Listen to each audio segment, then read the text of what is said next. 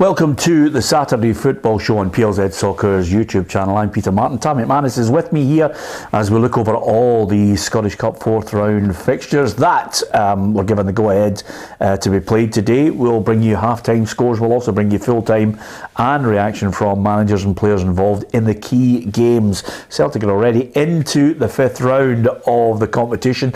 They had a comprehensive 5-0 win over Morton. No problems for Ange Postecoglou and his players. We'll hear from the Celtic manager and Dougie Emery of Morton reflecting on that game.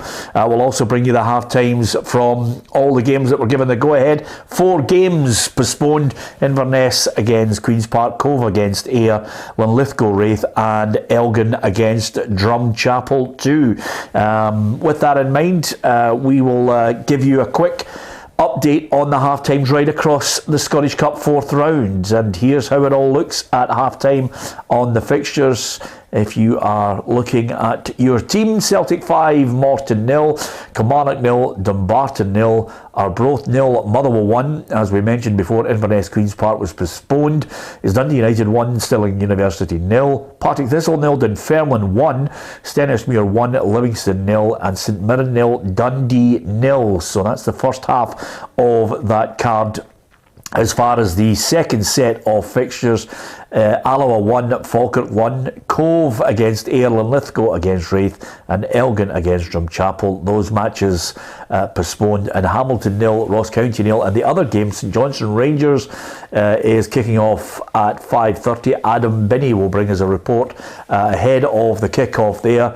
Hibs against Hearts is of course 2 o'clock on Sunday, and then Darvel against Aberdeen on the Monday. We'll look ahead to those games as well in the company of Tam McManus. Tam, will hear from Ange Postecoglou shortly, but 5-0, no problems whatsoever, which I think you mentioned yesterday on the show. Yeah, I thought it might have been a heavy defeat for Morton. I think that when you've seen the Celtic team coming out, very, very strong. It was a full strength team, so I think Morton were always up against it. We'll obviously speak about the penalty decision in depth, but I think regardless of that, Celtic had far too much quality for Morton. Yeah, let's get a report from the games around the Scottish Cup fourth round. Celtic into the fifth round. We'll hear from Kerry Pollock shortly as well on that one. But half time at Tannadice, Dundee United, Stirling University, and Claire Kinnaird has the details. Half-time here at Tannadice, and it's Dundee United 1, University of Stirling 0. The visitors were the first to break the middle of the field play though, with a shot from Jason Jarvis, saved by Birigiti. Then there was a couple of shots for United as well. Dylan Levitt taking a chance, saved by their keeper, and Kieran Freeman shot wide as well. It was actually just 1 minute before half-time. Stephen Fletcher headed the ball across to Aziz PH, who put the home side ahead. Half-time here at Tannadice, Dundee United 1, University of Stirling 0. Yep, she got it in there, and of course she loves a hat, Claire, doesn't she? I can't wait for it to actually, the temperature to go above freezing in Tannadice. There she is. It's January. I think everybody, every person, every fan at the game will be wearing a tammy, especially reporters as well. Dundee's not the warmest place in the world. Yeah, over at Firhill, it's a game that could provide us with a shock this afternoon. Dunfermline a league below, and Patrick Mullen is there for us. Half-time here at Firhill Stadium, and it is Partick Thistle 0, Dunfermline 1. It's the League One side that have the early lead thanks to a 40th minute penalty that was converted by Snedden. Dunfermline had the ball and a free kick about 30 yards out. They play the ball short, and in the box, Hodson has taken down Breen. The referee's seen it and pointed to the spot. Snedden steps up and coolly slots the ball into the bottom left-hand corner to give the League One side the lead. To be honest, they did deserve it. They were the better side throughout. Partick Thistle had a great chance coming from number 21, Aidan Fitzpatrick, but he couldn't convert from an open goal. But at half-time here at Firhill, it is Partick Thistle 0, Dunfermline 1. Yeah, that could be a wee shock at Dunfermline, although they're going well. James McPake would love to put one over on Thistle, but you would expect Thistle a league above to be able to see them off. Yeah, well, I think Dunfermline are going to be in the same league next season, possibly. I think they're going to win League One, so I don't think there's that much gap between the two, and it's obviously shown in the first half at Firhill, where Dunfermline are 1-0 up. So, listen, big team talk for Ian McCall at half-time. Thistle will be looking for a decent run in the Cup. It's great for finances as well. So, that could be a small upset, I would say, yeah. Yeah, absolutely. Okay, we'll keep you right up to date with all the goals as they hit the back of the net. But as it develops throughout the afternoon, we will be all over any goals that kick in there. And of course, St Mirren against Dundee, 0-0 in that one. Is there going to be a wee shock? Where is the big shock for you over the course of the weekend, Tam? Well, at half time, it's looking as if, it could be like Livingston, since Stenhousemuir Livingston, obviously Stenny up at 1-0 at half time. But a lot of people would have been looking at Arbroath Motherwell. And that looks as if, Motherwell, I was listening to the radio on the way up, and I think the conditions at Arbroath are pretty calm, which I think would have helped Motherwell, and so it's no surprise that they're winning. So, yeah, it might be, if Stenhousemuir put out Livingston, I think that would be a huge shock, a team going well in the Premier League getting beat off a League 2 team. So, at this stage, it looks as if it might be Stenhousemuir Livingston, but there's still 45 minutes to go. Yeah, absolutely. Okay, Celtic defeated Morton by 5-0. It was an emphatic victory. Kyogo got a double, a brace there for Moy, and Turnbull chipping in with one as well. And Ange Postecoglou, I think, well happy with the performance. I thought it was a decent hit out. It's always, it's a cup game, so you kind of know that the result is everything. And the only sort of concern you have going into these games is, how we approach it and our attitude. I thought the boys' attitude was great. They worked really hard, and so we scored 5 goals and contributions from everyone. So it was, so I thought it was a positive day. Yeah, so well happy with the overall situation with 5 goals scored into the 5th round, and we'll know by Sunday who Celtic will be facing in the next round. And there's a number of teams that will be looking to join them. Rangers is one of them. They're up at McDermott Park. We'll hear from Adam Binney within the next 20 minutes. He'll be live there previewing the game for us and bringing us all the updates across our social media channels, with of course manager and player reactions from that game as well. As far as Celtic were concerned, you always get a photographer, Tam, who takes a photograph. In the stand was Josip Juranovic. Looks as if he is on his way to Union Berlin. The fee could rise to as high as £10 million. Yeah, I think that would be good business for Celtic. We spoke about valuations in here 2 or 3 weeks ago, and I thought 8 to 10 million I think would be good business. I don't think anybody was going to pay more than that. There was talk of Premier League interest. Chelsea, I don't think he's that level. I don't think he's top 4, top 6 England level. I think he's a good player, but Union Berlin, listen, good club in Europe this season, doing pretty well in the league, in the Bundesliga. Going and living in Berlin, it'd be a good move for him. But I think some Celtic fans maybe thought they'd maybe get a higher fee, but I think 8 to 10 million is round about right. Yeah, what do you make of that fee? 8 to 10 million? Do you agree with Tam, what he has to say? Aidan Fitzpatrick has got the equaliser. Partick Thistle won, Dunfermline won. Yeah, well, that didn't last too long. I think Ian McCall got in there and got in about a few players. Obviously unacceptable to be getting by a lower division, lower league team at home, and they've come straight out the traps and got the equaliser. So I think Thistle will be favourites to go and win that now. Yep, if there is a twist in the tail this afternoon, we'll keep you right up to date with it. Thanks to so many of you for joining us on a Saturday. It'll be a regular occurrence. Obviously, Tam's in the hot seat every Saturday with me to look and analyse, offer his opinion. The two of us have a wee argument every now and then. And also, thank you to so many of you for mentioning. Someone says, has Tam been on the sunbeds or on the drink? They're not quite sure. Your colour's looking good against, obviously, pale face like myself. No sunbed, but I did go for a wee haircut there. Oh, did you? Just before I come over, got a wee trim. Yeah. And I've got the moisturiser on, so maybe that's bringing the skin out a wee bit. I didn't expect. Got the fashionistas out there. I didn't expect. Skincare I was experts. just about to say to you, and don't forget, Tam appears courtesy of Oil of Ely, which will be our sponsor next week. Hopefully, after that little mention. Anyway, as far as Ange Postecoglou is concerned, I think he understands that Juranovic will indeed want to move on, because he's at that latter part of his career where he wants to maybe make a few quid as well. Let's hear from Ange. People have to appreciate that Josip's 28, but he hasn't really got to the highest level till late in his career, and I think he just wants to maximise his opportunities. And to be honest, I agree with him. I think he needs to. That's what all of us have in our careers: a limited time, and we want to take opportunities. And I think he leaves here as a fantastic player, somebody who contributed to, like I said, a really important season to us. And I certainly wish him well. I hope he goes over there and kills it. He's like I said, he's very well respected within our dressing room, very well liked. Will be missed, but as I said before, that's the nature of football. Yeah, by the way, Livingston have got an equaliser now. Stenhousemuir 1, Livingston 1. Scott Pittman scoring the goal, Tom.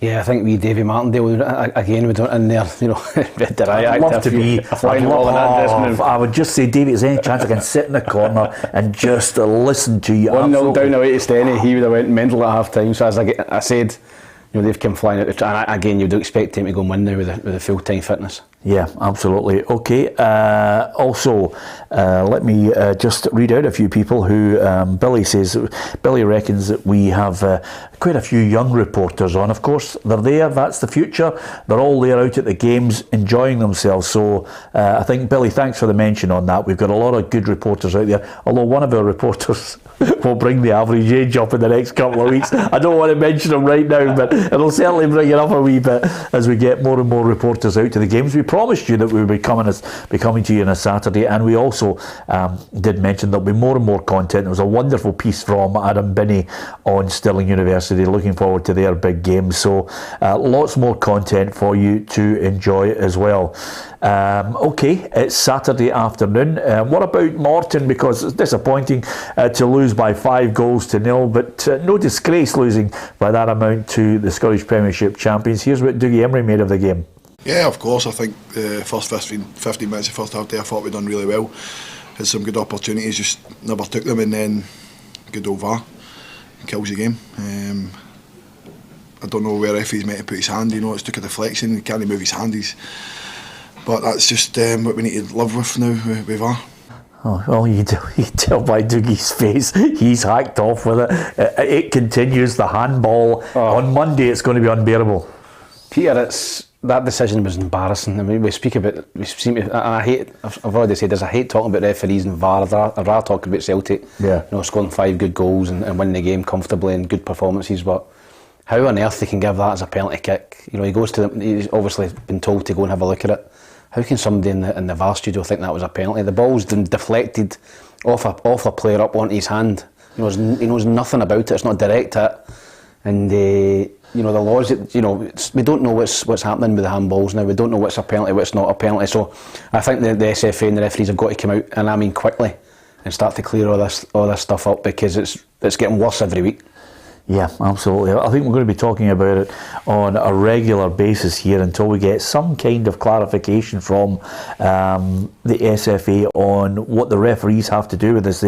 Obviously, I think the referees, are under intense pressure now for their implementation and their interpretation of that handball, but it's causing a fair bit of consternation as well. I wish I was on Scrabble with Tam today. That's 3 words that would have got me an absolute bad load of points. Anyway, this one here is a nice message. It says, I live near Stirling Uni. It would have been nice to meet the lad. He's doing a great job this season, Peter. Yep, Adam is doing a fantastic job with us, and he's not too far away from joining us for the game with St Johnstone against Rangers. And I can tell you, it is Livingston now 2-1 up. Stephen Bradley has the goal, and I think that's the thing about it with Livingston is, they've got so many different ways they can mix it up, Tam. That's what I like about watching them. I don't like driving to them when they get the game called halfway through it, but they can mix it up. Yeah, they can. They've got, as I said, obviously we all know they're physically strong, and they play to their strengths to get it forward. They make teams defend. Nicky Devlin's got a long throw in. They put teams under pressure and they make them defend.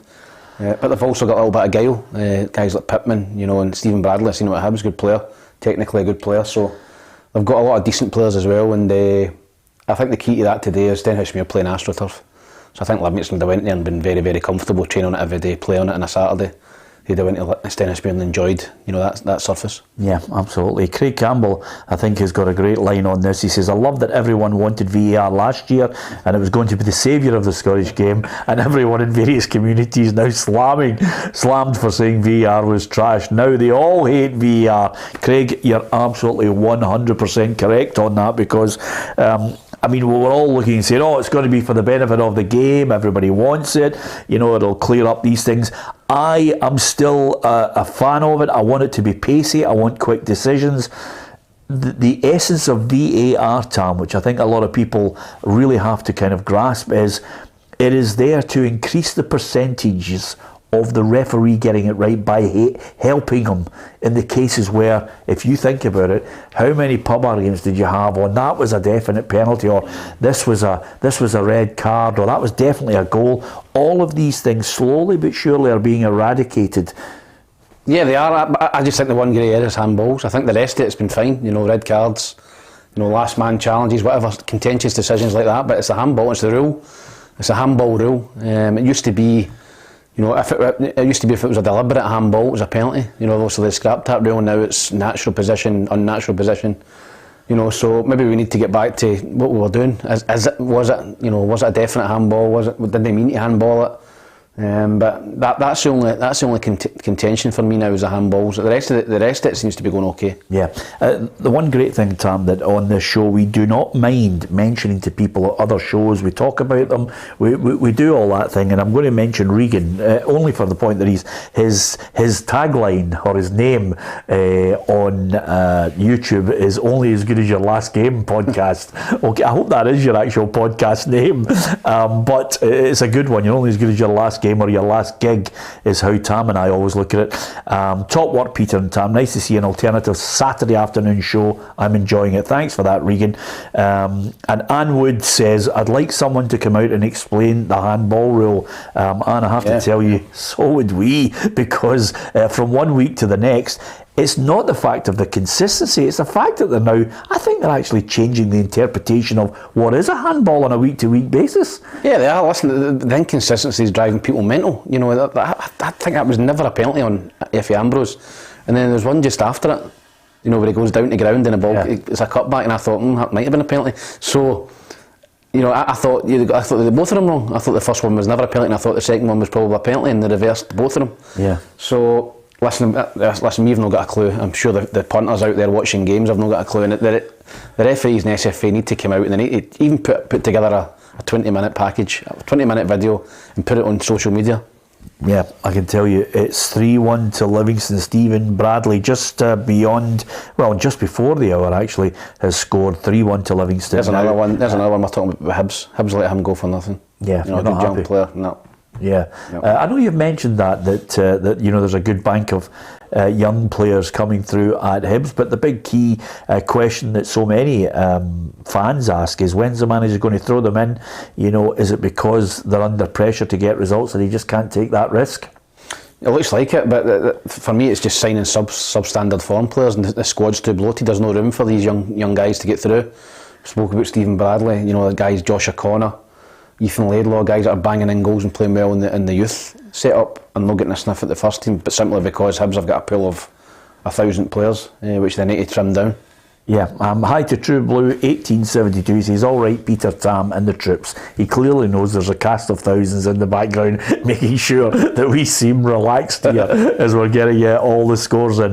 If there's a goal in the Scottish Cup fourth round, then we will keep you right up to date with it. If you are just joining us, welcome along to PLZ Soccer's Saturday football show on YouTube. All you have to do is hit that subscribe button, and of course you get the chance to win prizes as well. We're going to actually give you that one last chance today to get your name in the hat and hit the subscribe button and give yourself a double chance of winning. Here's Kerry with our latest competition.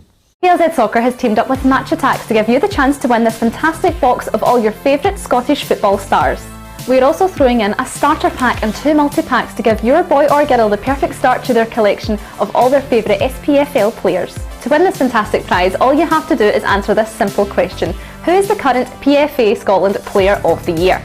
Post your answer in the comment section below, and to double your chances of winning, all you have to do is subscribe to PLZ Soccer's YouTube channel. Good luck. Yeah, absolutely fantastic. Okay, if you want to, then why not hit the subscribe button? You're in there, you'll be in the hat, and if you've got the answer, fire it out there, and you never know, your boy or girl could be enjoying not only the box of all the cards, but the starter packs as well for Match Attax. It's been a great competition this week, and next Monday, I'm saying it as if it's far away, Tam, but Monday we've got a fantastic painting print of Jota, signed by him as well, which I think, you know, for Celtic Celtic fans. We've given away, we've got one ecstatic Rangers fan who's delighted with the Europa League programme and the Rangers strip. It's in the bag, it's off to him, but Jota handed over. I think actually it's one of those ones I don't want to put it in it'll never fit in a jiffy bag. It's a big one, we'll have to go and deliver it, so that could be a nice wee moment for us. Yep, that'd be great. It's a great painting, and signed by the main man himself, Jota, so I think every Celtic fan would love that hanging up on the wall. Yeah. I can tell you there's a goal for East Fife 1, Stranraer 2 in League 2. We're keeping up to date with some of the clubs that are not involved in the Scottish Cup 4th round today, and of course I think Sunday at 6 o'clock it is, we will have the draw for the 5th round. Celtic already in it. Yep, listen, I think the Scottish Cup's a great competition. I think that the FA Cup down the road's been devalued by teams playing weekend sides. I think if you look at the Celtic team today, they're certainly taking the Scottish Cup seriously. They want to win the treble this season, and they played a very, very strong team against Morton, and I think you'll find Rangers later on will be full strength as well, because let's be honest, Rangers have got both cup competitions to play for this season. I think the league's done, but no, it's great, and every supporter, there might be a couple of smaller clubs in the draw, and they'll be looking for Celtic or Rangers away from home or at home for a decent payday. Absolutely. Craig Campbell says my kids would love this prize. Well, Craig, get your finger out and get the answer in, and then get your subscription up there. Just hit the subscribe button. The great thing about our programme, it is of course uncensored, unbiased and unmatched 6 days a week, and of course on our YouTube channel there's so many other features that I think you will enjoy, and lots of great one-to-ones coming up, so that's all to look forward to. I did mention Adam Binney won't be too far away.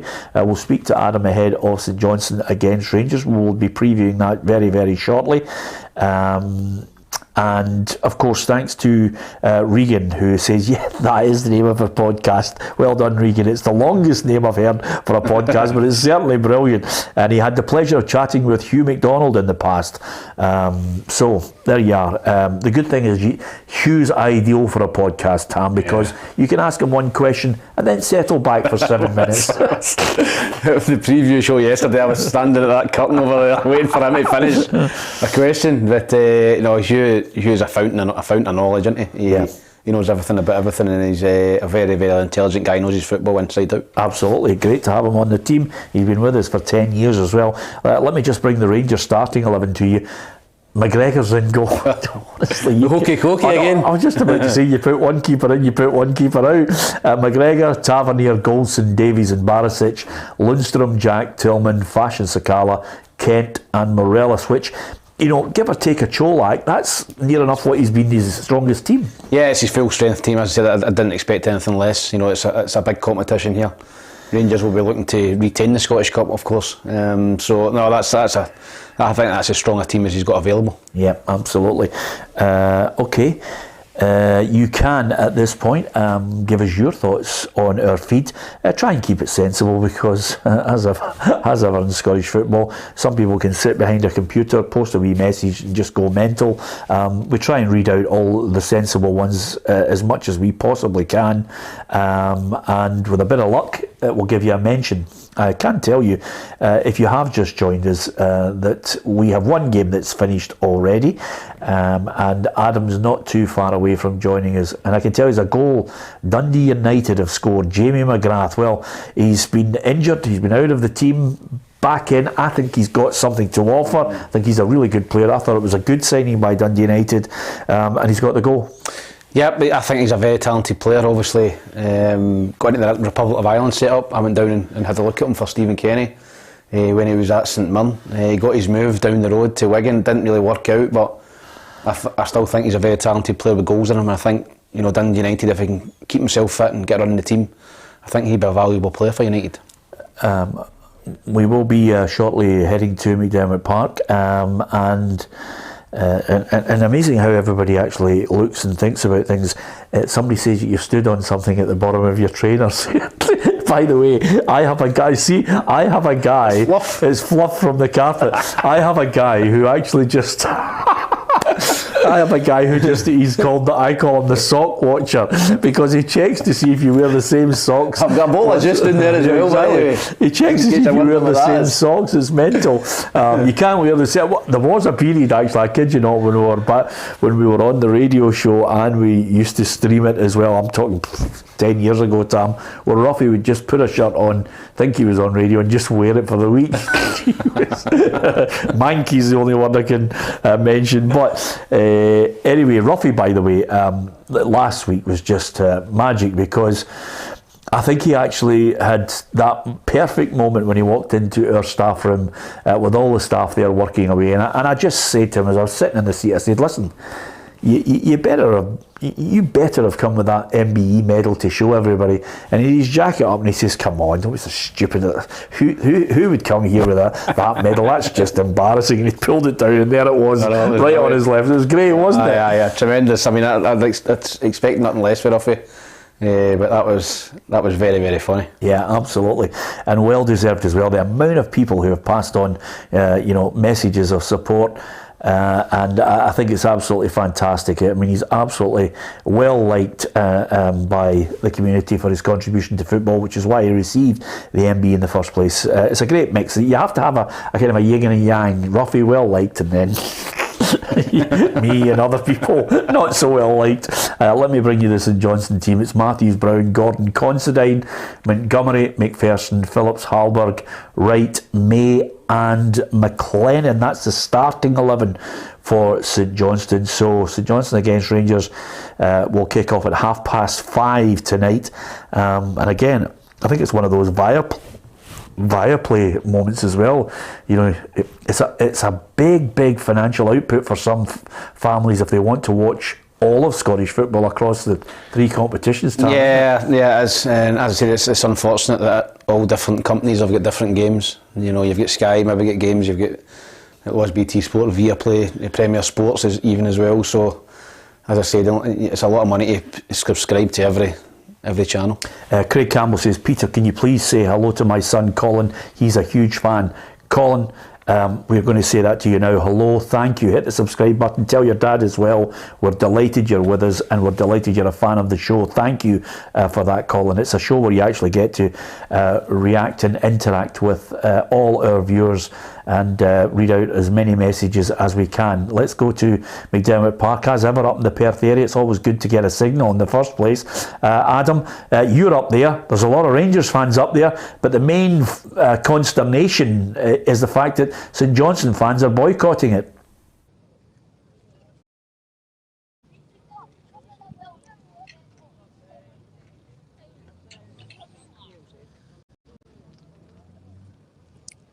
Yeah, we'll come back to Adam in a minute. By the way, I have to say, even the guy came up behind him by I was just about to say, even though he hasn't said anything, that has got to be. We're going to save that clip just for the walk from the guy behind him, which is absolutely vintage. Fingers crossed, because obviously up there it's not the best. I think he might be able to hear us.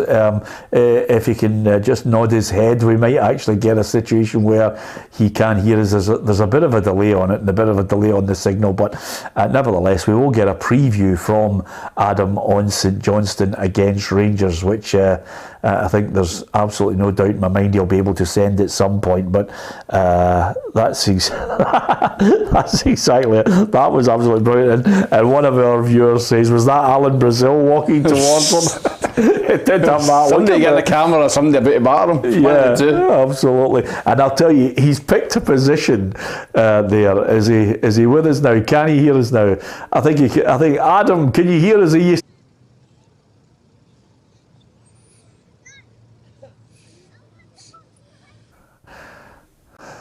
No. Can hear me. The connection here in Perth is pretty poor, so it's been quite choppy. I can't really hear what you're saying, but I am here at McDermott Park for this afternoon's Scottish Cup 4th round tie between Rangers and St Johnstone. And now it's quite rare for stage. It's actually the first stage of the competition where teams from the Scottish Premiership are involved. So naturally, I think both sides would probably be a little bit gutted that they have to play each other. Tournament.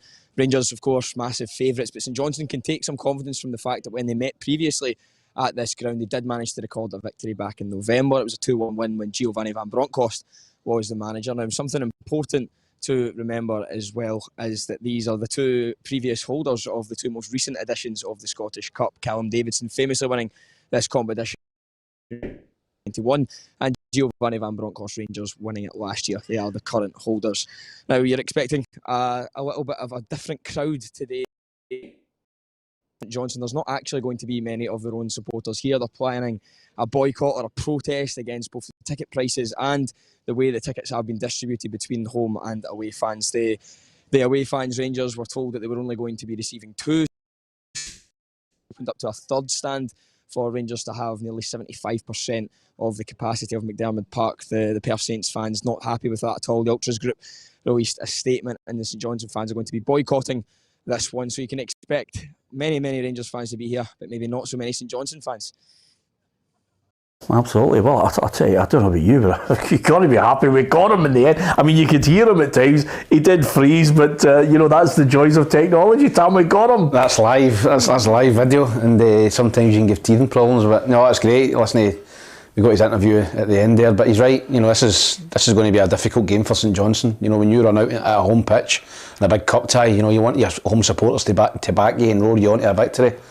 And unfortunately for them, there's going to be 3 stands full of Rangers supporters and maybe not a lot of St Johnstone fans there. So, but it's basically a home game for Rangers. That home advantage in cup football has been totally taken away from St Johnstone. I understand the backlash, and of course, the other aspect of this, which is a nightmare, is it's been a PR disaster on the basis that they're giving them the 3 stands. But especially in the current situation financially, clubs have got to look and say, listen, take the money. I know there is that disadvantage when you actually think it's like a home game for Rangers, but take the money, bank it. It might help in the long term when you're fighting against clubs around you. Yeah, I think there's a fine balance, to be honest, between looking after your own supporters and maximising income. And I think that St Johnstone have just stayed over it a little bit in terms of the income. 3 stands to Rangers. I think that was miscalculated, and I think they've paid the price with that. With the fans are in uproar about it. So, listen, I don't think they'll ever do that again. I think that 2 stands is more than enough. And even if St Johnstone didn't fill their own stand, regardless of that, you're still going to have 3,000 supporters supporting you at the game. So now they're going to possibly have 300 or 400, which is not great for the players. Let's be honest, and Rangers going to it as firm favourites. Yeah, absolutely. Alloa 1, Falkirk 2, and that's Burrell with the goal after 77 minutes there. We're keeping you right up to date with any goals that come in right across the Scottish Cup 4th round, as well as games that are going on in the leagues in Scotland. We'll also just cast the odd eye over some of the English games too, but predominantly on a Saturday afternoon between 4 and 6, it's all about Scottish football. It's about Tam and myself having a little bit of banter with you as well. If you have just joined us and you missed the one tie that started early at Celtic Park, it was Celtic Morton. Here's Kerry Pollock's report on that game. Full time here at Celtic Park, and despite a promising start for Greenock Morton, Celtic ran out 5-0 winners this afternoon. It was Aaron Moy that got the scoring underway from the penalty spot, followed by a fine finish from Kyogo.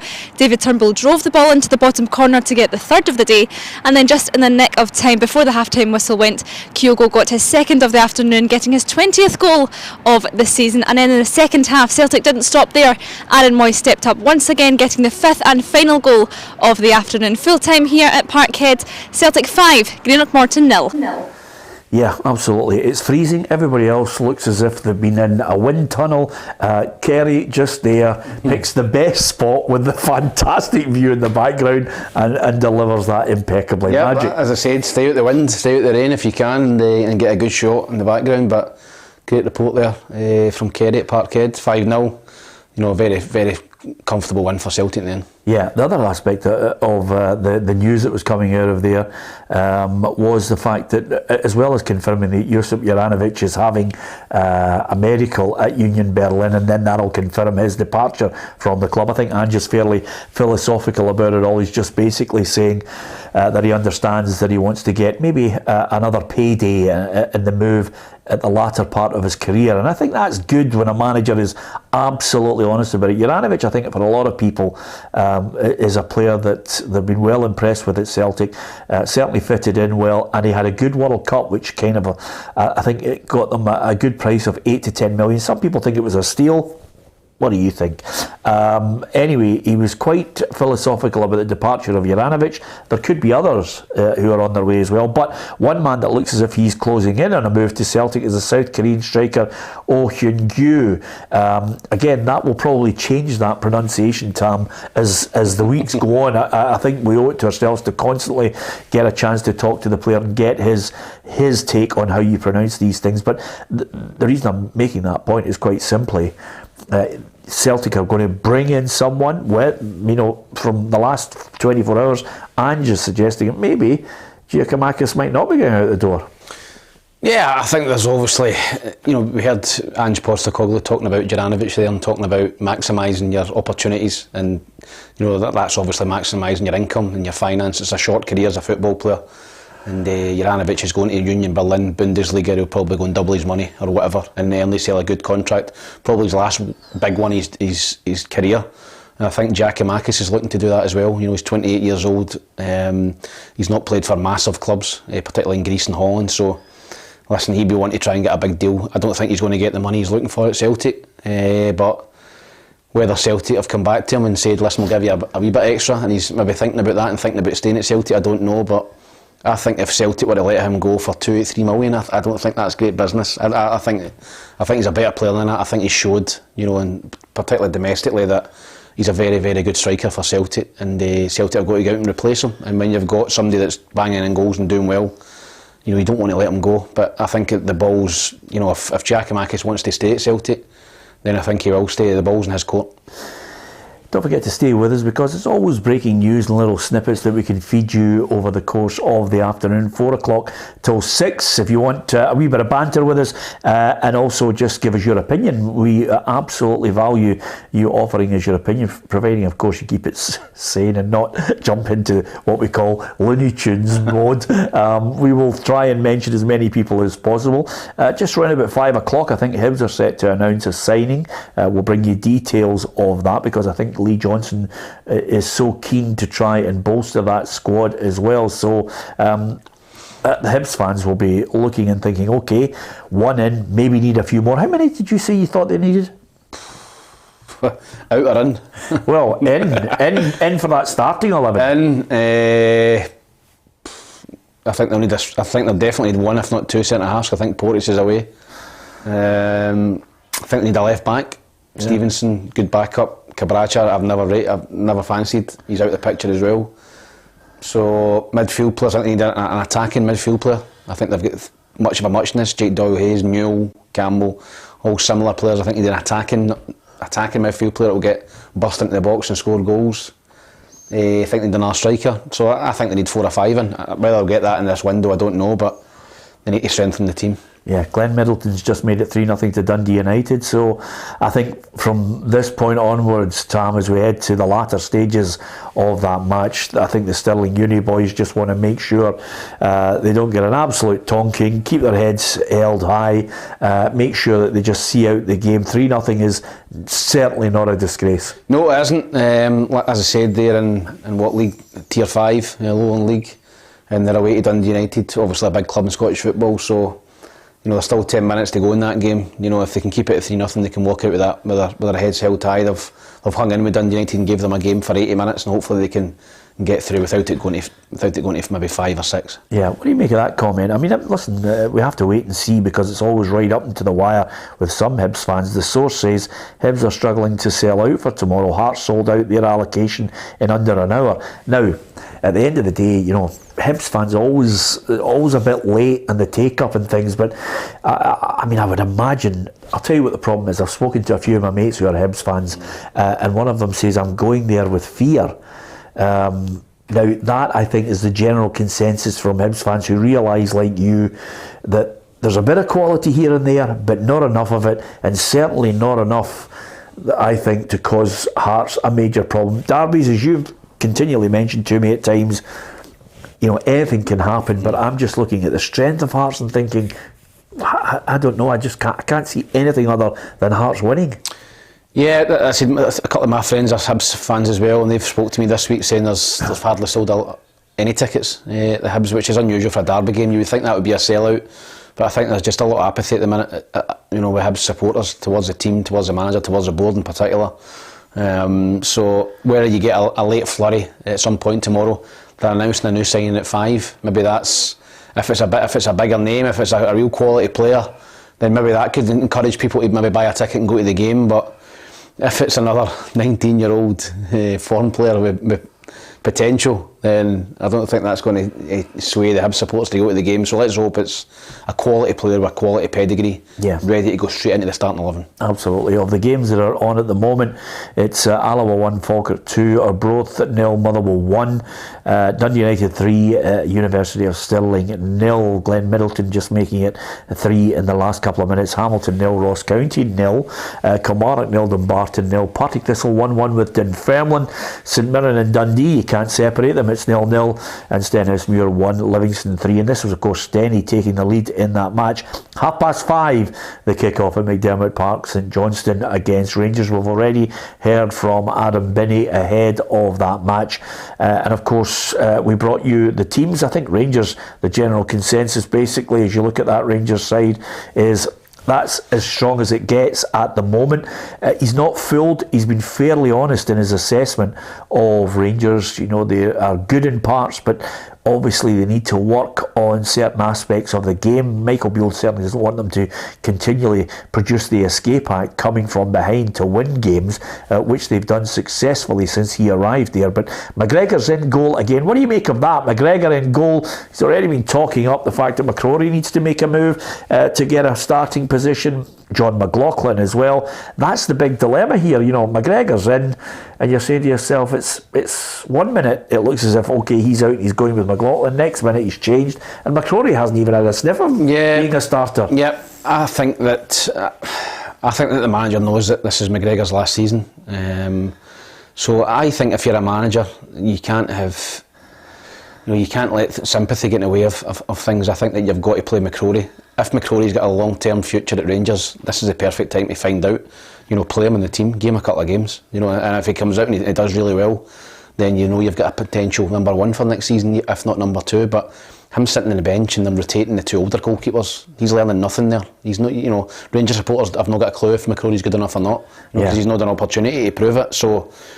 I think that I don't understand rotating the 2 older goalkeepers every week. If McCrory's got a long-term future, you've got to find out, and you've got to give him a run of games. I'm curious to see how his team changes dramatically over the summer, which it undoubtedly will. Tavernier, Golson, Davis, Barisic, then it's Lundstrom, Jack, Tillman, Fashion Sakala, and then Kent and Morelos. Obviously he says he doesn't want to speak to Ryan Kent right now about the contract. He's going to let him focus on the football. Morelos, no mention there. Will he be there in the summer? Will he be there before the end of the January transfer window is another big question. Give us your thoughts on that and where you think Rangers need to strengthen. If it was me looking at it, Tam, I think Suter's going to come back. Haji's back there. They'll be back from injury. I think Tom Lawrence, I thought Tom Lawrence started his Rangers career really well. There's interest that Nicholas Raskin is another player they've been looking at to bring in. Curiously enough, I was looking at some of the headlines, and Morgan Whittaker, now obviously there was a bid linked to Rangers for the Swansea player, and the line that came out was that if he played today for Swansea, he wouldn't have been able to play for anyone due to this previous loan system, but he's been left out of the squad today, and that is an interesting one. Yeah, as I think the Rangers are clearly trying to get him in. I think he's a wide player with pace and potential. And that is, listen, if the player has made it clear that he wants to go to Rangers, then that's probably maybe a reason as well why they've left him out. I think if Rangers obviously cough up a bit more money and give Swansea what they're wanting, then I think the player undoubtedly would want to go to Rangers from Swansea. So, yeah, watch this space. There's still, 9-10 days left in the window to do something. So, I think that Rangers will be desperate to get 3 or 4 quality players in. Yeah, we are going to hear from Lee Johnson. We'll also hear from Robbie Nielsen and Lawrence Shanklin, as well as Ryan Porteous, and we'll discuss with Tam what should be his farewell appearance for Hibs. in that Edinburgh derby in the Scottish Cup 4th round. Will it be a winning one? Give us your thoughts on that. Interestingly enough, if you're a St Johnstone fan, Matthews, Brown, Gordon, Considine, Montgomery, McPherson, Phillips, Hallberg, Wright, May and McLennan. The difficulty that Callum Davison has now is he's already mentioned he thought with all the signings in the summer it would be A-OK for him. He's looked at it, he's looked at the last 6 defeats and thought to himself, listen, I need more players and I need different players, and he hauled 3 of them off in the last game. You know, the likes of David Witherspoon, who I think is a really good player, he hauled them off at half time. He's not actually taking any kind of flack from anyone if he thinks they're not playing well in that first half. Off changes, needs to make changes, because this whole run of defeats is affecting everyone. Yeah, listen, we all spoke about St Johnstone. I think that at the start of the season a lot of people had them as relegation favourites simply because they finished second bottom the previous season and they won in the playoffs against Inverness. So they went on a great run. I think they were 7 or 8 unbeaten before the break. You know, I don't know what they've been doing in the break. As I said, I think they maybe went to Magaluf for a fortnight, judging it with the results when they come back. But you know, 5 straight defeats is very, very poor form, and they've got Rangers today, which I think will probably be 6 in a row. So yeah, he's got to try and get players in. I think he signed a lot of players in the summer window. He's got a decent squad of players there, but I think he'll be wanting to get another couple in because it's not working at the minute. And he shipped 14 goals in that 5 games. Yeah, when St Johnstone, you know, in the COVID season when they won both cups, you know, they were rock solid. You know, teams just couldn't break them down, and I'm talking about Celtic and Rangers as well. So, no, it's unusual for them to be shipping that amount of goals. So, you know, first and foremost, as a team like St Johnstone, you've got to be hard to beat, hard to break down, and they need to get back to that. Must just mention that Kyogo has now 20 goals for the season. I mean, I hold my hands up. I was a little bit critical of him because I felt as if in the Champions League period in the group stages I didn't think he was able to take the chances. His first season he was blistering, playing off the last shoulder, and a lot of defenders, really good to watch. And as Ruffy mentioned, defenders suddenly start to try and work out how to play him. But he's still scoring goals, and I'll hold my hands up. I think he's certainly going to be a contender for Player of the Year if he keeps banging in the goals at this rate. Yep, I think if he never got injured last season, you know, I spoke to a few. I watched him the first 3 or 4 games for Celtic when he played, and I went, this guy's going to score 25, 30 goals for Celtic. And a lot of my friends were thinking a bit sceptical of that, but I think last season, I don't know how many goals he had before he got injured, maybe 16, 17. If he never got injured last season, they'd get 30 goals for Celtic in all competitions, no doubt about that. And again, this season, he's got 20 in January. He'll get 30 in a canter, you know, so, you know, he took a lot of criticism for his missing chances in the Champions League, but if you want to go and buy a ready-made striker that's scored goals in the Champions League, it's going to be £20 million, you know. So I think that, for a mediocre one. Yeah, and I think so. I think people going, oh, he can't score goals in the Champions League. Celtic can't buy a striker that's proven in the Champions League. They need to try and sign a player like a Kyogo or somebody that maybe in a season or 2, you know, he keeps improving. Then maybe he scores 3 or 4 in the Champions League. So yeah, I think he took a lot of unnecessary criticism. I think he's a very, very good player, and I think next season in Celtic, obviously if they win the league, go into the Champions League again, I think next season you'll see a guy who maybe take more of his chances in the Champions League. Yeah, well, Ange has mentioned that he wants to try and get players to improve year on year. Scottish League 2, Annan Athletic 4, Bonnyrigg Rose 0. Never recovered Bonnyrigg since we done their gig. Well, I was just about to say, teacher. Brendan, the wee chairman guy, will be. Oh yeah, we've been the jigs for them because we stood up there at that Bonnyrigg Rose game.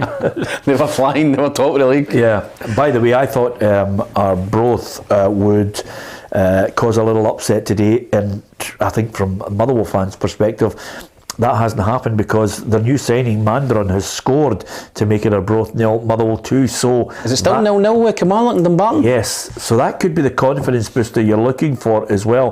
There's a fair few draws across the Scottish Cup 4th round. So Celtic 5-0 winners against Morton. That was the full-time score. It's Alloa 1, Falkirk 2, Arbroath 0, Motherwell 2 now with that Mondron goal. Dundee United 3, University of Stirling 0, Hamilton 0, Ross County 0. Same scoreline for Kilmarnock against Dumbarton. Partick Thistle 1, Dunfermline 1. That's on a knife edge, as is St Mirren 0, Dundee 0. And no problems in the end for David Martindale's side. They are 3-1 up on Stenhousemuir. So I think Motherwell will be well happy with that, because when you think of some of the flack and the pressures that have been on not only the manager, I mean even the chief executive has mentioned that, you know, the stresses of the job, 24/7 trying to get Motherwell going in the right direction.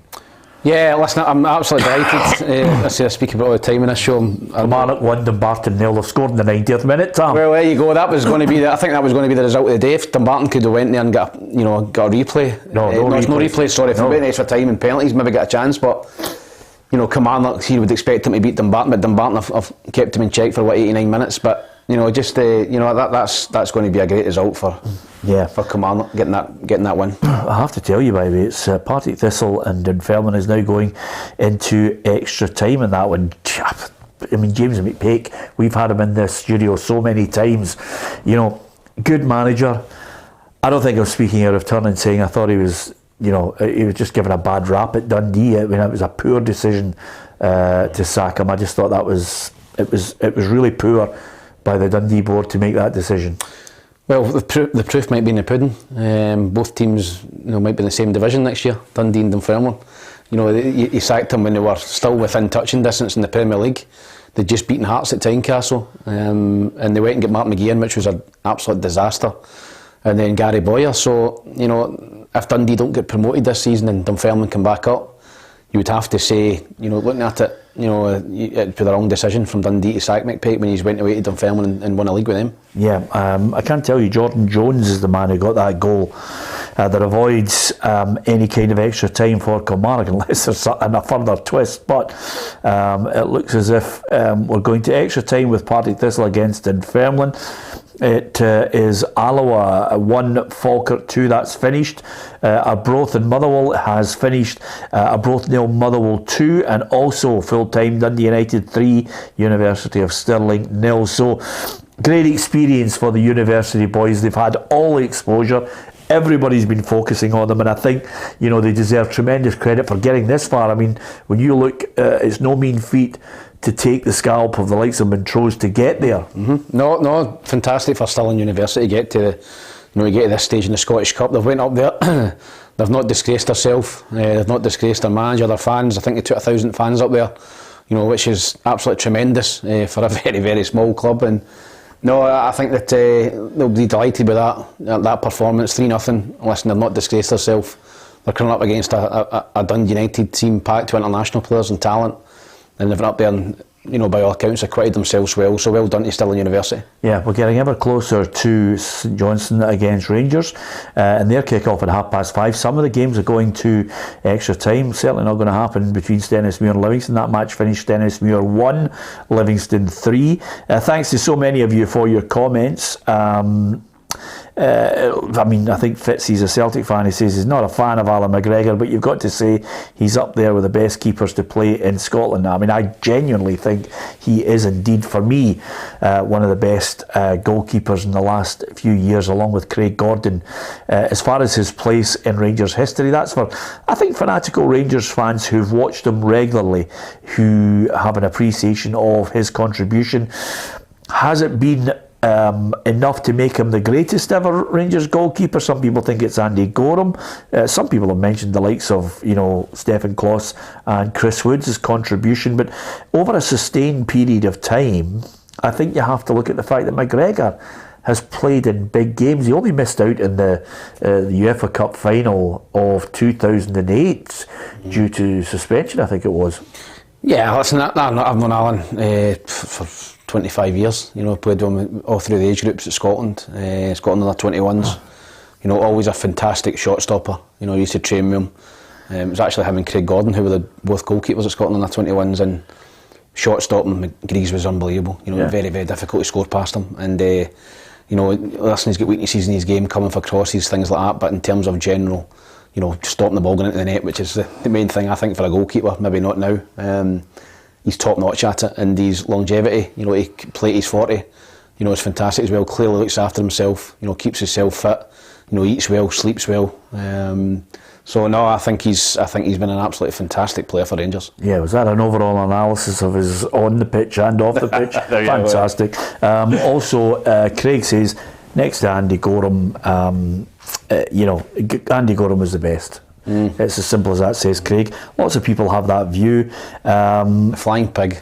Yeah, absolutely. Well, of course, I wouldn't like to say it to his face, but nevertheless, he was a character. He certainly, there was a period for Rangers where he was absolutely unbelievable as a shot stopper. Van Hooijdonk save at Ibrox, probably one of the best saves you'll ever see. Absolutely. I mean, he made some great saves. He made crucial saves in the match against Leeds United, in the Champions League. He'd big games. He was the man getting, his fingertips to things, anything he could do to block a shot, and he was absolutely magnificent. The only point that I think a lot of people will look at and say is, okay, is it genius and great goalkeeping over a shorter period of time, or is there any value whatsoever in longevity? In the number of games where I've watched Alan McGregor make phenomenal saves in games to keep Rangers in a game or to win Rangers a game.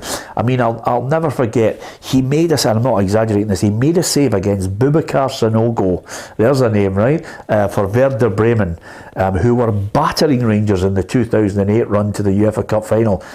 And he made a save against him, which was up there in my mind with Gordon Banks' Pelly. How he managed to get it up and over the bar, I'll never know. That was the type of thing he could do. And his contribution, I think, has been immense. But a lot of Rangers fans, and I think I bow to their overall knowledge, is quite simply, they've watched them on a regular basis, and there's a special place in the heart of Rangers fans for Andy Gorham. But McGregor, when he chucks it at the end of the season, I fear, a lot of Rangers fans, I think, will look at his contribution and put him right up there. Yeah, I think a lot of Rangers supporters will have him in their all-time 11.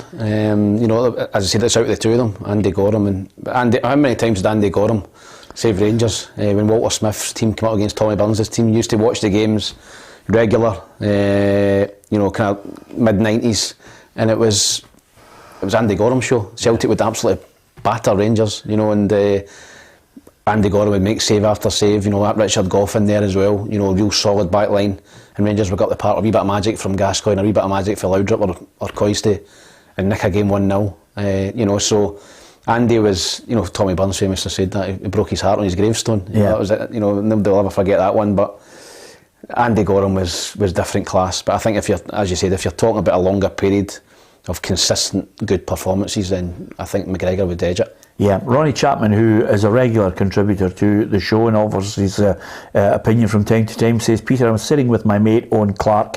Any chance of a shout out for Owen? Absolutely. Now, Ronnie, I don't know, I haven't got a picture of it. We've got no live camera in Ronnie's house. In the Staunch Cave? I think I think Ronnie is a Rangers fan. I didn't know, but if Ronnie's a Rangers fan, he's probably getting ready to switch over to the Viaplay Cup match, which of course the Scottish Cup match, which is going to be St Johnstone against Rangers. I presume the two of them are in the man cave, just opening. Couple of tins, ready to watch the Rangers game. Yeah, absolutely. Okay, let's bring you right up to date with everything that's happening right across the Scottish Cup. Some of the games are going to extra time, as you would appreciate. Celtic 5, Morton 0, Alloa 1, Falkirk 2, Arbroath 0, Motherwell 2, and Dundee United 3, University of Stirling 0. Hamilton and Ross County extra time. Kilmarnock 1, Dumbarton 0 finished. Late goal there from Jordan Jones. And elsewhere, extra time for Partick Thistle 1, Dunfermline 1, and it looks as if it's going the same way for St Mirren against Dundee. That's 0-0, and the full time is Stenhousemuir 1, Livingston 3. St Johnstone against Rangers is 5:30. We will also preview Hibs against Hearts, and I can tell you Hibs have announced the signing of James Jeggo, and he's a 30-year-old Australian Tam, and it's an 18-month deal for him, so in he comes. What position? Calm down, I'm reading it and listening to it as I go, by the way. He's a midfielder. Are you happy with that? Well, I wonder, I'll tell you the big question. I know your next question is, do you think he's signed in time to play tomorrow? Because there's no Joe Newell. Yeah, listen, I can't pretend to know who the guy is, but an experienced player, and I think that's what Hibs are needing, rather than 19, 20-year-olds. I think an experienced player, as I said, hopefully he can play tomorrow. I don't know if they'll be able to rush it through. The SFA might be off today in that department on a Saturday, so if he can play, great. But Hibs need another 3 or 4. Absolutely they do, and what they've got at the moment, is it going to be enough in this derby? And another defeat, there's nothing worse than another defeat in an Edinburgh derby. It does more than often put a lot of pressure on the manager who loses the game. And if you look at the last derby, I couldn't see anything other than a Hearts win, and so it all panned out. Although there were moments, I think, in that last derby at Tynecastle where Hibs had little flashes where you thought, okay, some good play, chances if they'd taken them. Johan sticks in my mind just before the break in the first half, should have scored. And that's that fine line between, as you mentioned there, when Nisbet comes back in, suddenly he contributes. A Shankland goal, it's coming. The others have to help the support. The supporting cast needs to chip in from midfield with goals. You've got to try and get a threat from set pieces. Yep, I think that that's the only fear for me tomorrow in that Hibs team is there's not a lot of goals in the team, bar Nisbet. Eli Johan, has scored 1 goal this season, I think. McGeady, who's got McGuinness maybe pop up with a goal, maybe. But there's, apart from that, we're not getting a lot of goals for set pieces from defenders either. So I think Hearts have got more goals in their team if Shankland doesn't score. I think they've got Ginnelly who can score goals. Snodgrass can chip in. Barry Mackay. Stephen Humphreys coming off the bench, so I just think Hearts have got more depth in their squad. But as I say, in a derby game, I'd never write anyone off. I remember Hearts were supposed to be coming to Hibs to get relegated under Gary Locke, and they were talking about the relegation derby, and that was when Hearts were at the foot of the table, had a big points deduction, struggling, and they came and got a result at Easter Road. So I wouldn't write Hibs off at this point, but they've got to defend properly and hope Kevin Nisbet's in the same form as usual. Yeah, many Jambos or Heavies out there, you could give us your thoughts on it. What do you make of it? Are you going to the match if you're a Hibs fan with fear or confident that something can happen in the game? Or what about Hearts fans, super confident going to Easter Road to get a win? Give us your thoughts on that. Thank you very much to so many of you for offering us your thoughts on it. Mark Allison says Hibs should give Hearts 3 stands tomorrow, it'll look better on the telly. Calm down, don't bite, Tam. I can see you just get I can see you getting a little bit agitated there, I have to say it's been it's now in extra time, but just a quick report from Patrick Mullen, who's out there watching Partick Thistle Dunfermline. Full time here at Firhill Stadium, and it has finished. Partick Thistle 1, Dunfermline 1. A 50th minute equaliser from Aidan Fitzpatrick. His strike from outside the box nestled into the bottom left hand corner thanks to the help of the left hand side post. A lack of chances after this, but we are heading into extra time and potentially penalties if required to find a winner of this Scottish Cup 4th round tie. Here at Firhill Stadium, it's Partick Thistle 1, Dunfermline 1. Yeah, good of him to get his microphone in as well, isn't it? It's not it's like Stone Island badge. You get the badge in. They're going to be a Twitter account. Get the PLZ mic in. That's got to be the name of it. Anywhere. Absolutely, Tom. You get Stone Island and all that. You get the yeah, absolutely. I'm actually going to throw it on some of my gear just to get it in. But yeah, absolutely. Well done to Patrick there. He's out at Firhill for that match, which goes into extra time. I'm sure Ian McCall's not happy with that, but James McPake certainly will be if they can get a win there in that game. Lots of things that you might want to talk about. You can interact with us as well. Johnny just says, come on the well, because that could have been a banana skin today. Yeah, that's a great result for Motherwell. A lot of people would have been looking at that game, looking for an upset in that game. But as I said, I heard on the radio that it was pretty serene conditions in Arbroath, which is unusual for January, and I think that might have played into Motherwell's hands. They maybe get the ball down and play some football, but regardless, you go to Arbroath away in the Scottish Cup and win is a great result for Motherwell. Yeah, absolutely. Don't forget also, before we go off tonight, we'll keep you up to date with what's happening between St Johnstone and Rangers, and we will also give you one last chance to enter the competition before we announce the winner on Monday's show, and then we are giving away a fabulous Jota print signed by Jota as well. So it's one of those ones we've got so many prizes, Tam. Great chances all the way through to the summer for people to win prizes on the programme. No, it's been great. As I said, you've had plenty of competitions, one for the Rangers supporters earlier last week, and then obviously the Match Attack stickers, collector's item for young girls, young boys as well, and even adults who collect. So And as I said, this week's going to be Jota. You know, a great canvas to go in for somebody to win as well. So, you know, if you're a PLZ viewer, you want to stay tuned to the show and try and win yourself a great prize. Yeah, absolutely. I was just thinking there, Tom. Why were you looking at me when you were talking about even adults collect? This was my. This was the early years. I've stopped now. I've seen all your sticker books in there. I'm just ready to get a knock at the door. Oh, I'll tell you. Wait till I go to McTears for the big punt. You'll realise why I held on to the ones when I was a kid. Also, Peter, can my 13-year-old son Colin get a shout out in Niagara Falls? So there you are. We've done it all for everybody. That's Niagara Falls. Whereabouts in Niagara Falls? I was there. I was at St Catherine's in the summer there. Yeah? Yeah, I was at St Catherine's in the summer in Burlington. Was it good? St Catherine's is beautiful. Yeah. Just outside Niagara Falls. Way to the falls. Every night at Niagara Falls, they've got a big fireworks display, so a lot of people gather there. Wow. And watch the fireworks display. That was some holiday. Yeah, it was great. Absolutely. Tell me, what first attracted your wife to the Millionaire Tam McManus? I'll be after her money soon. Brilliant, Tam. Anyway, Craig says it was the US side he was on. All right, I was on the Canadian side, yeah. Yeah, absolutely. Always good for a holiday. Yep. In fact, I did spot somebody, I can't remember where it was. Somebody just sent us a message from South Korea, who's been watching the programme in South Korea, which was a place that we haven't had on. I don't think we've had anyone from South Korea. No. It's another holiday spot for us, Tam, just in case we want to get the whole PLZ team out there. If you take PLZ global, like, the one place I'd like to actually go, not South Korea, but I'd like to go to Japan. You know, I watched Tokyo Vice, and a lot of viewers might have watched it on BBC, and Tokyo looks magic. It looks like a really fun city to go and see. Yeah, okay. What about Dundee United against the University of Stirling? Our reporter Claire Kinnaird watched that one. The cup dream is over for the University of Stirling. It's finished here at Tannadice. Dundee United 3, University of Stirling 0. It was a hard-fought first half, with Dundee United managing to secure their first just before half-time.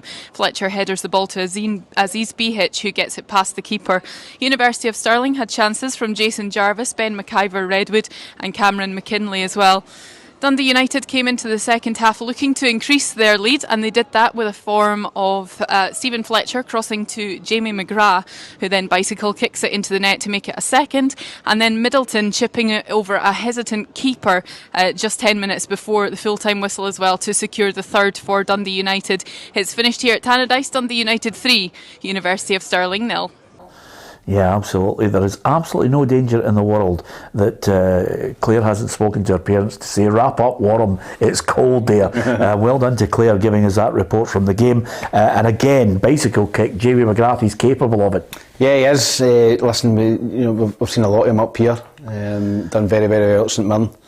You know, I was very close to joining Hibs in the last day, one of the windows. He was very close to going to Hibs, but out and down the road, I think he's got goals in him. If Dundee United can keep him fit, I think him running, attacking midfield player, you know, coming for the midfield by Fletcher, he can get plenty of goals for United. Yeah, there's no replays, let me tell you, in the Scottish Cup, which I think is the best thing. I think that's ideal for everyone. So Hamilton against Ross County, Parry Thistle, Dunfermline, St Mirren against Dundee, they are in extra time as we speak.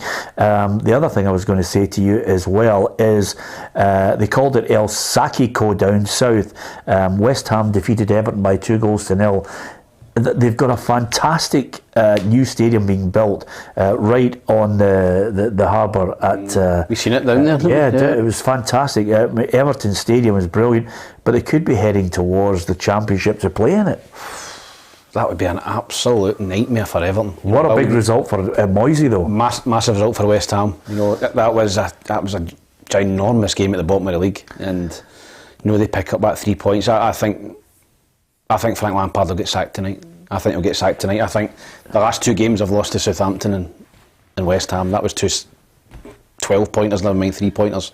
So I think they'll sack Lampard tonight. I think they've got to need somebody in, because I think the only way Everton are going now is relegation, and I think they need to get somebody else in. Yeah, interesting thought from you on that one, Tam. We always like to keep up to date with any Scottish interest down south, and it was a big one for David Moyes. And I just heard John Williams says Stephen Bradley looked great for Livy today. Hibs a joke not keeping him. He agrees with you. I mean, it's a good point with John. totally agree. Listen, I seen him playing a few games for the Hibs kind of development team. He waited in Dundalk. I played in Ireland for 2 clubs, so I still keep a keen eye on Irish football. I know he waited in Dundalk and done really well for them as well. And I think the Irish League's decent. It's not that far off the Scottish League. So for Hibs to just come back and maybe just discard them, and he goes to Livingston on a 3, signed a long-term deal at Livingston. I think David Martindale probably couldn't believe his luck that he got him for nothing. And another error, I think, for Hibs and the recruitment team. Okay, just before we get to kick off on St Johnstone against Rangers, let's look at that big derby tomorrow. I'm going to be through there at Easter Road, bringing you all the preview, half-time and full-time reports from that match at Easter Road. Hibs against Hearts, Scottish Cup, 4th round, and you can track me all across PLZ Soccer's social media channels and on the YouTube channel as well. We've got fans near and far. Thank you to each and every one of you for sticking with us on that. And as far as the game is concerned, this one is a huge one. There's no Joe Newell for Hibs. It could be Ryan Porteous' last game. Can Kevin Nisbet keep up his scoring? And of course, Lawrence Shanklin's been banging in the goals as well for Hearts. It's got so many different little areas of people focusing on that could be the difference between winning and losing this match and going into the 5th round. Well, what about the match itself for Lee Johnson? He's under a bit of pressure on this one, and of course he wants to try and rectify that last derby defeat. Losing is painful for everyone, players and the manager. Well, it hurts because you want something so much and you feel like you've let people down. There's no doubt in that. We want it for the fans. We're desperate to deliver for the fans. And it's against your local rivals, so we won't be the first team to have lost the derby. It won't be the first time we've lost the derby, but this is a new game.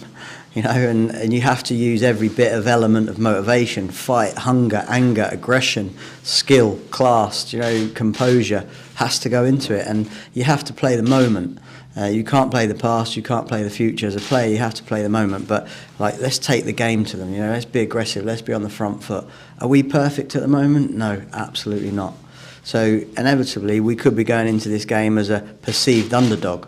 But we don't feel like that because we feel like obviously we want to win this game so badly. Okay, the manager doesn't feel like that, but the fans do. Yeah, I think that the supporters will be going more in hope than expectation to the game tomorrow. I think that the form that Hibs have been in has not been anywhere near the form that Hearts have been in since the break. So, listen, Hearts will go in as favourites. On paper they're in better form, they've got a better squad, but as I said, on the day, if Hibs can have 8 or 9 players playing really well and playing to potential, and Hearts are maybe off it a little bit, then listen, it's Hearts you're playing. It's not Real Madrid. You're maybe slight underdogs with the bookies or whatever, but there's not a lot in it between the teams on the day. And if Hibs players can play, the fire in the belly and ice in the veins, you've got to get out there and you've got to play with a bit of composure. We've seen so many games over the last couple of seasons, Hearts Hibs, that have been dreadful. The ball's hitting 5 anything after the game. It's up in the air. There's no composure, no quality. But I think Hibs have got that. McGeady can put his foot in the ball. McGuinness can put his foot in the ball. I think Nisbet's a good player. Johan's a good ball carrier. He can go and carry and take the game to Hearts. So he's right. If Hibs start well, get the fans behind them first 10 minutes, get at Hearts, get a few shots at goal, get a few corners, put them under pressure, then Hibs can go and get a result. But if they come and Hearts are dominating the ball and the fans are getting nervous and edgy and maybe Hearts take the lead, then it's a long way back for Hibs. Yeah, I can tell you it's half-time, Partick Thistle 1-1 there with Dunfermline, and we're still waiting on any development in that one. There are 3 games going to extra time and possibly penalties. The other one, St Mirren Dundee, no goals in that, no goals in Hamilton Ross County. So Ross County up against it, that would be a huge blow to lose against the Accies. And St Mirren against Dundee, maybe not as big a shock because obviously Dundee are going well as well. Of course, ahead of any derby, the last thing you want is people talking about players that potentially could be leaving. There's been a lot made of Ryan Porteous heading out the door, could be to Blackburn on Monday morning. This could be his last appearance in a Hibs jersey in a Scottish Cup for Hibs. Can he make an impression? Can he keep the door locked at the back and maybe contribute with a goal from a set piece at the other end of the field. One thing's for certain, despite all the talk of a transfer, he's only focused on doing a job for Hibs. I think it could be quite difficult for a lot of players, but I kind of model myself on coming in every day and being a top professional, and I found it pretty easy to concentrate on my football and let my football do the talking, and I think I have done in the last month, and as you said, it's one of the biggest games of the season tomorrow, so that's where my head's at. Yeah, okay, I think we all know he's going. Mm-hmm. Yeah, I think he's going. I think he'll be going after this game. I don't think that Hibs would let him go before the Derby game. I think they'll try and win this game, try and get through. It's the biggest game of Hibs' season so far, and then I think he'll be on his way. Where he goes, nobody knows at the minute. There's been a lot of rumours about different clubs, but I think the Championship in England would be a good stepping stone for him, a good level for him to go down and play. Blackburn Rovers, outside chance of maybe getting into the playoffs and into the Premier League. So I don't think he's ready for the English Premier League at the minute. He could be if he goes and does well in the Championship. So I think that would, if I was him, that'd be either going there or maybe going abroad somewhere. But I think the English Championship, if he's looking to play in the Premier League one day in England, I think that's the best move for him at the minute. Yeah, and Hibs have announced the new signing of Jago, who's had over 300 appearances and 15 caps for Australia. So he's got a bit of experience. Has he been playing in Australia? Is that where they got him from? The A-League? Has he been playing in Europe? Belgium. Yeah, so I think we're in a situation where a lot of Hibs fans will say, okay, midfielder, 30 years of age, can he go straight into the side and contribute? We'll find out about that. It certainly would be a baptism of fire for Porteous. He's been over the course before. As far as Hibs are concerned, they go into this one with the fans fearing the worst, because it's only 4 games ago that we were looking at Hearts against Hibs in the league, and it was an emphatic win then for Hearts by 3-0. Hibs had their moments, but it was Hearts who came out on top. Robbie Nielsen said, doesn't matter about that win in the league, it won't have a major impact on the way this game could go. No, I don't think so, no, I think the players understand the magnitude of the game. Granted, it'll be a full house there, we'll have a full allocation, the place will be rocking, and it's up to us to turn up and get a result. Yeah, that's the thing that you've been emphasising, Tam, and I understand the balance and your allegiance to Hibs in the past, but I'm going to say to you, I watched Hearts against Aberdeen, and they in midweek weren't even in second gear and absolutely battered Aberdeen, because not only did they have the threat of Shanklin up front, but even the substitutes were contributing because they've got a good bit of strength and depth. But the midfield as well, Snodgrass controlling it. Barry Mackay scored one of the goals of the season for me so far, because it was an absolute peach against St Mirren. I mean, a quick double 1-2, and then curling it into the net. I mean, it's up there as a contender. He's been absolutely sensational with that goal. Hasn't been in great form in the last couple of weeks, but he's a threat as well. There's so many threats from so many different areas, and you only have to look now.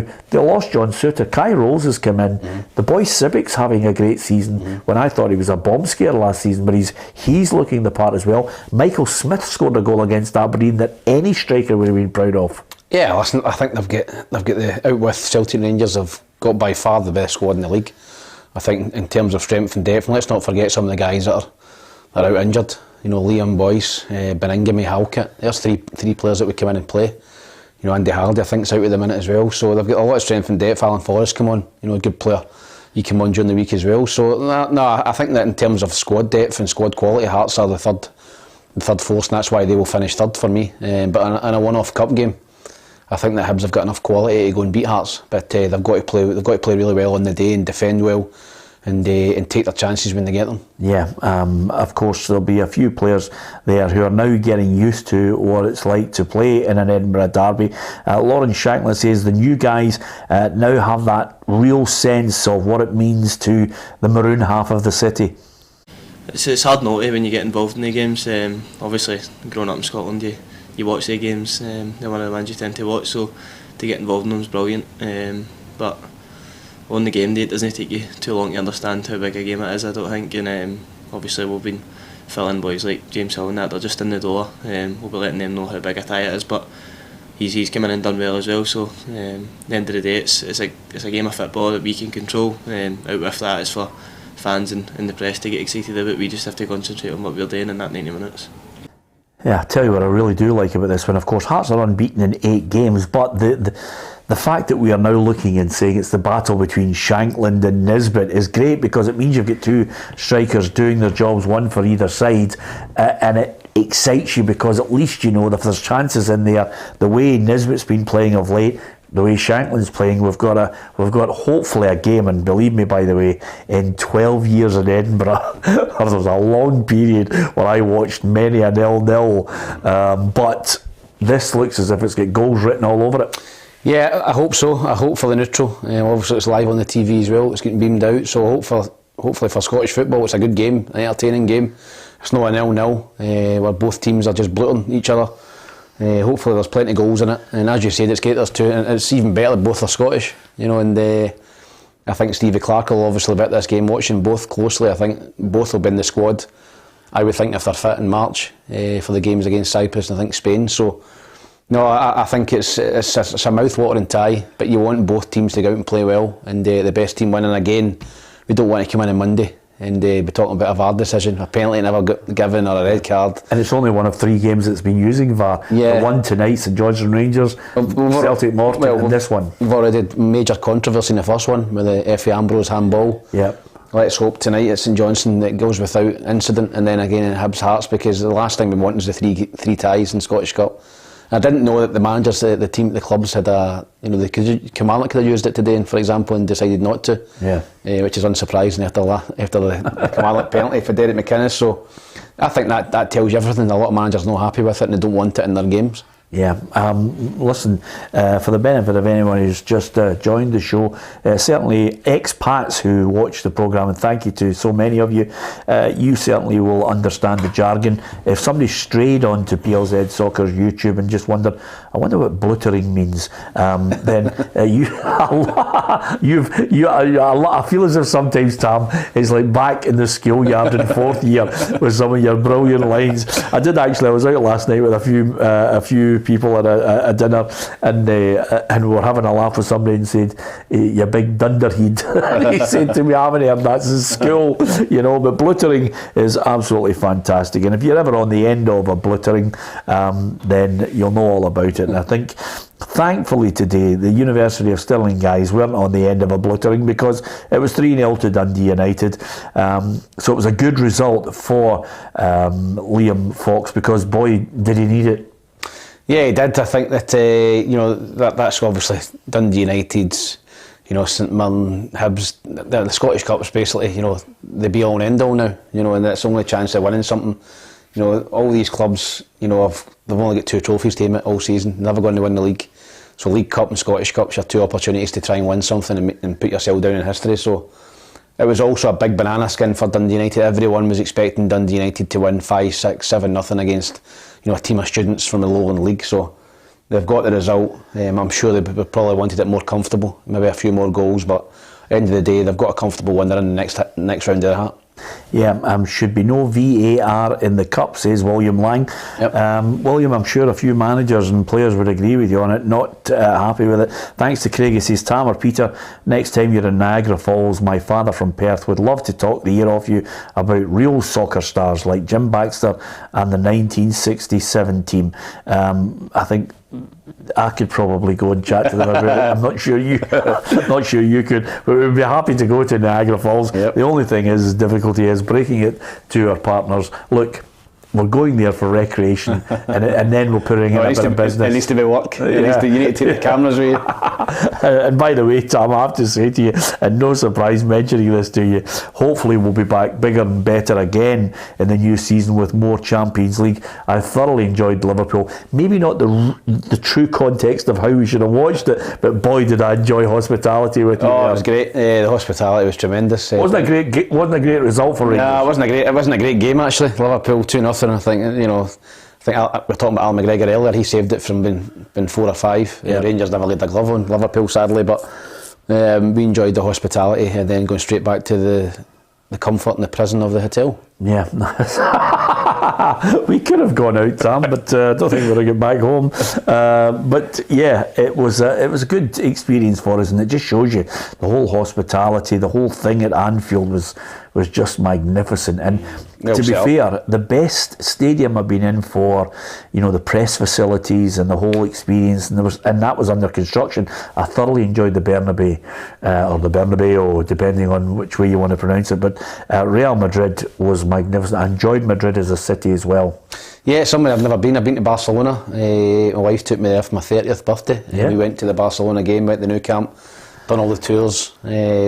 Barcelona was a fantastic city, but Madrid, probably something similar, and big stadium, big club, and lovely city. So maybe go to Madrid in the next couple of seasons. Yeah, absolutely. Whoever they draw, we always want to see Scottish clubs do well. And of course, we were there, and one of the great features was Adam with the Napoli preview, and of course looking at the great history associated with Diego Maradona. God, they could win the league this year.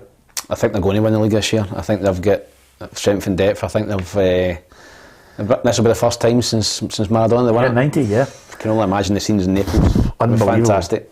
Yeah, it would be incredible. Not too far away from kick-off on St Johnstone against Rangers. So I think with the current situation at St Johnstone, I can only see one winner here, and I can see Rangers comfortably winning this by about 2 or 3.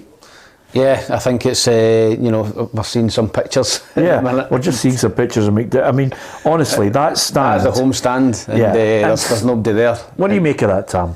Oh, it's a real crippler for the club. Not financially, obviously. You see the Rangers supporters there have filled all their allocation out, but as a St Johnstone fan, you're disappointed that the club sold out of three stands to the opposition. We spoke about it earlier. Financially, there's definitely a balance, and St Johnstone have let their fans down by doing that, and the fans have let them know they've not turned up. And I don't think St Johnstone will ever do it again, put it that way. Yeah, we'll keep you up to date if you haven't got the pictures from the Scottish Cup fixture between St Johnstone and Rangers.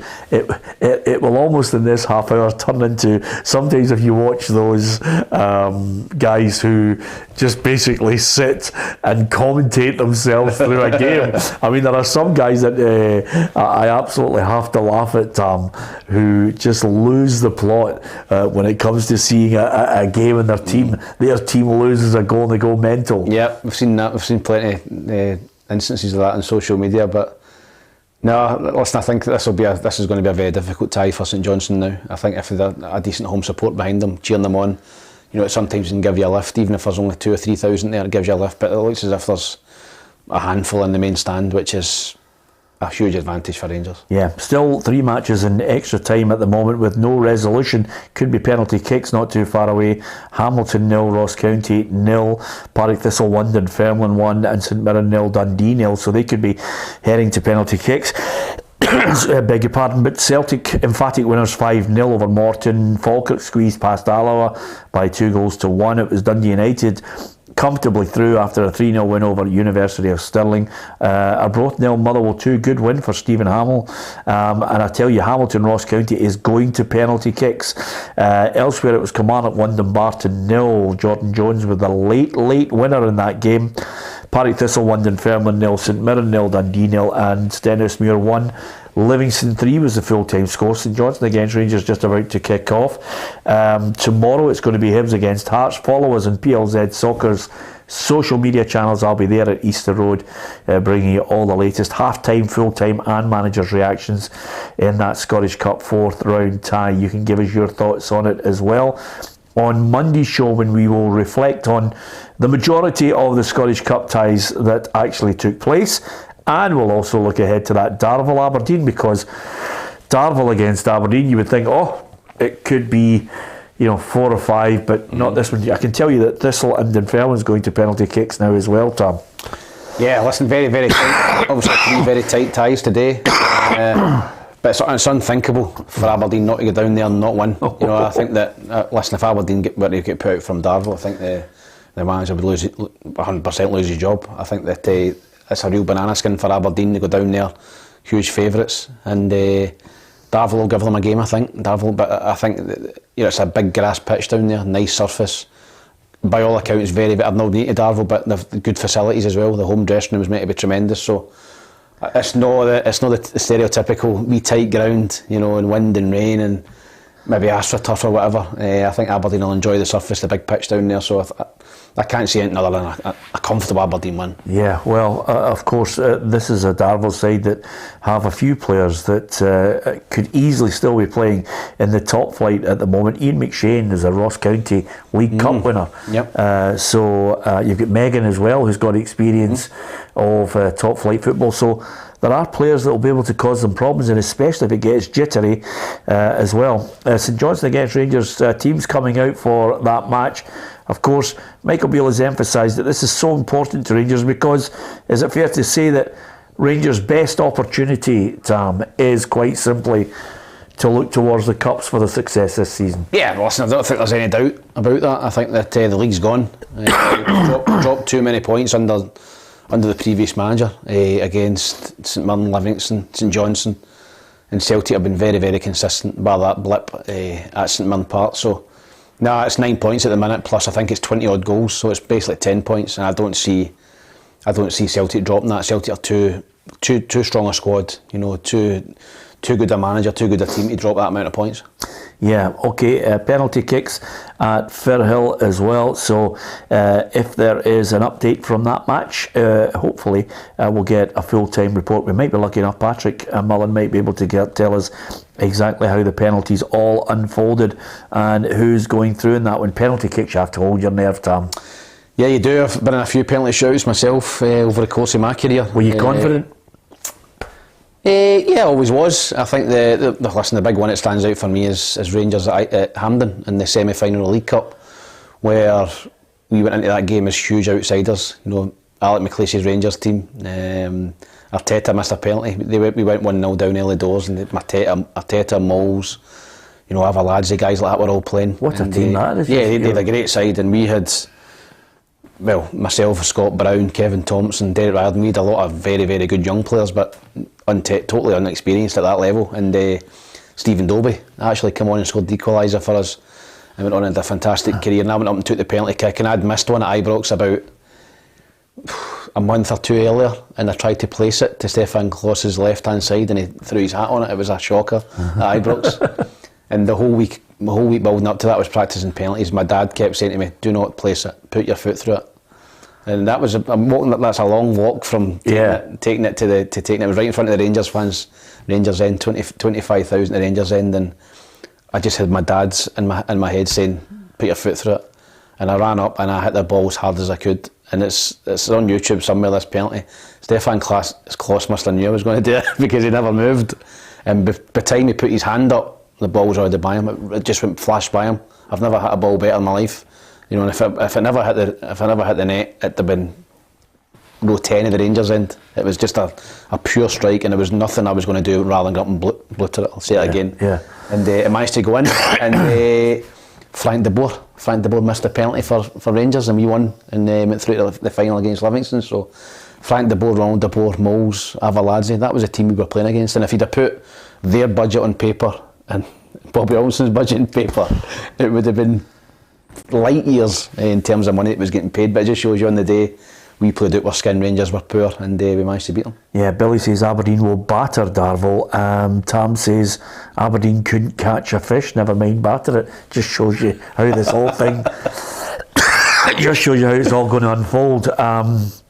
St Johnstone 0, Rangers 0, early moments of that match. We will keep you up to date with that, and then we'll also keep you up to date with what is quite simply penalties. In the remaining Scottish Cup fixtures, the one thing about penalties, I mean, one of the best penalties, I think, for sheer audacity, I can remember Andy Walker in the Ayrshire derby between Ayr United and Kilmarnock. Yep. And Gordon Marshall was in goal and he chipped him. He did. I mean, honestly, what about that? I mean, that is ice. That is, and listen, we've seen it a lot actually over the last few seasons. You know, players in big games. You know, Pirlo done it was against England in either a World Cup or the Euros. Went up and dinked the goalkeeper. So it takes a lot of bottle to do that, because if it doesn't come off, you're going to get absolutely slaughtered. I've only ever done it once in my career, and it was in a bounce game for Colorado Rapids against Tigres, who are a Mexican team. Yeah. And they had a bald goalkeeper who had tattooed a short sleeve top and slightly looked mental. Yeah.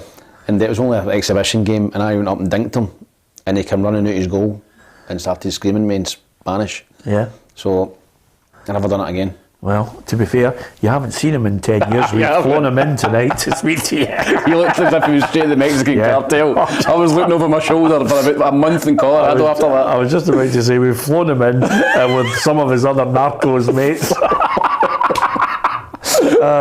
Brilliant. Good tale, nevertheless. Listen, it was a good win for Dundee United today. Let's hear what Liam Fox made of it.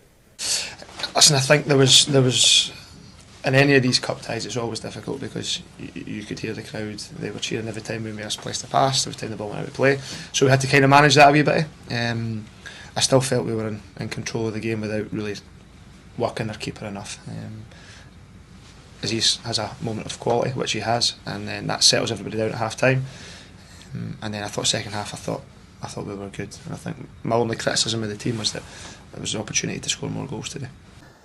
Yeah, big bonus there for Liam Fox. Get a bit of confidence up. Good goals that they scored, Jamie McGrath's especially. But over and above that, it's just being professional enough to avoid any madness, any sniff of a hope for the University of Stirling, who I'm sure realised that was just going to be a bridge too far. But the boys got the job done, and Dundee United will be in that draw. Yeah, listen, the most important thing for Dundee United was to win the game. As I said, there's a hiding to nothing played in games like that myself. You know, when you're a Premier League team and you're playing, you know, a League 2 team or below in a cup competition, you know, all you're hearing, all you're reading all week is, you know, it's going to be 5-6, and if you turn up with the wrong attitude, sometimes it can come back and sting you. But Dundee United went out with the right attitude, it appears, and managed to keep themselves in the cup. And as I said, for Dundee United, that is their major thing this season, to try and win a cup, and it keeps Fox in the hunt. Yeah, absolutely. And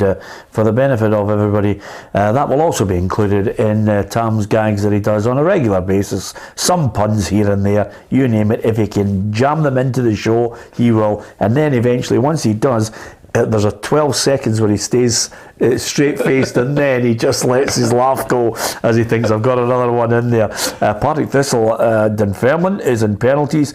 St Mirren, Dundee, and also Hamilton, Ross County. I think Ross County could be heading out, Tam.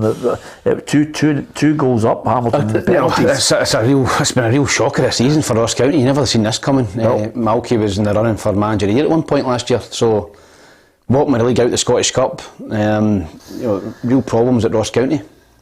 Yep, and I can tell you, Hamilton have defeated Ross County on penalty kicks, and Malky now really, I think he'll be looking at Roy McGregor and wondering, can we get players in to salvage this season? Yeah, I think it's clear now. You know, you go to Hamilton Accies, who have been terrible this season in the Championship. You go there and you first and foremost, you don't score a goal in 2 hours of open play. Yeah, I think Malky should have left last season when he. Yeah, we always speak about, you know, moments and home when your stock's high. Yeah. I think Malky's missed the boat. We've seen it with loads of other managers over the years, where you just think Callum Davison possibly. Yeah. You know, he won the 2 trophies at St Johnstone. Was that his time to go? Now you're in a run of five defeats in a row. If you lose another 3 or 4, he's probably get the sack. Yeah, if it's your time to go, you need to have a willing, you know, employer there for you. Jordan White missed a penalty, I have to say, and he's been linked with a move away from Ross County. Seen that? Who was it was trying to sign him? Accies, I'm not sure actually. It might have been St Johnstone. It was St Johnstone. Yeah, and we're talking 6 figures. Yeah. Well, I'll tell you right now, Accies 100% with their spot kicks. So players obviously have been practising. They've been good with the spot kicks. Ross County out. Yep, great result for Hamilton Accies. I think they won last week for the first time in a long time as well. So back to back, good performances, good results for them. And you know, they'll be looking to try and stay in the division, because I think that's the only thing that matters to Hamilton this year. Well, that's the big one there as far as the Scottish Cup 4th round is concerned. So through to the next round, big one there, Hamilton against Ross County. They won that one 5-3 on penalties. What's going to happen between Partick Thistle and Dunfermline and St Mirren and Dundee? Still no goals in this match we're watching at the moment. St Johnstone Rangers.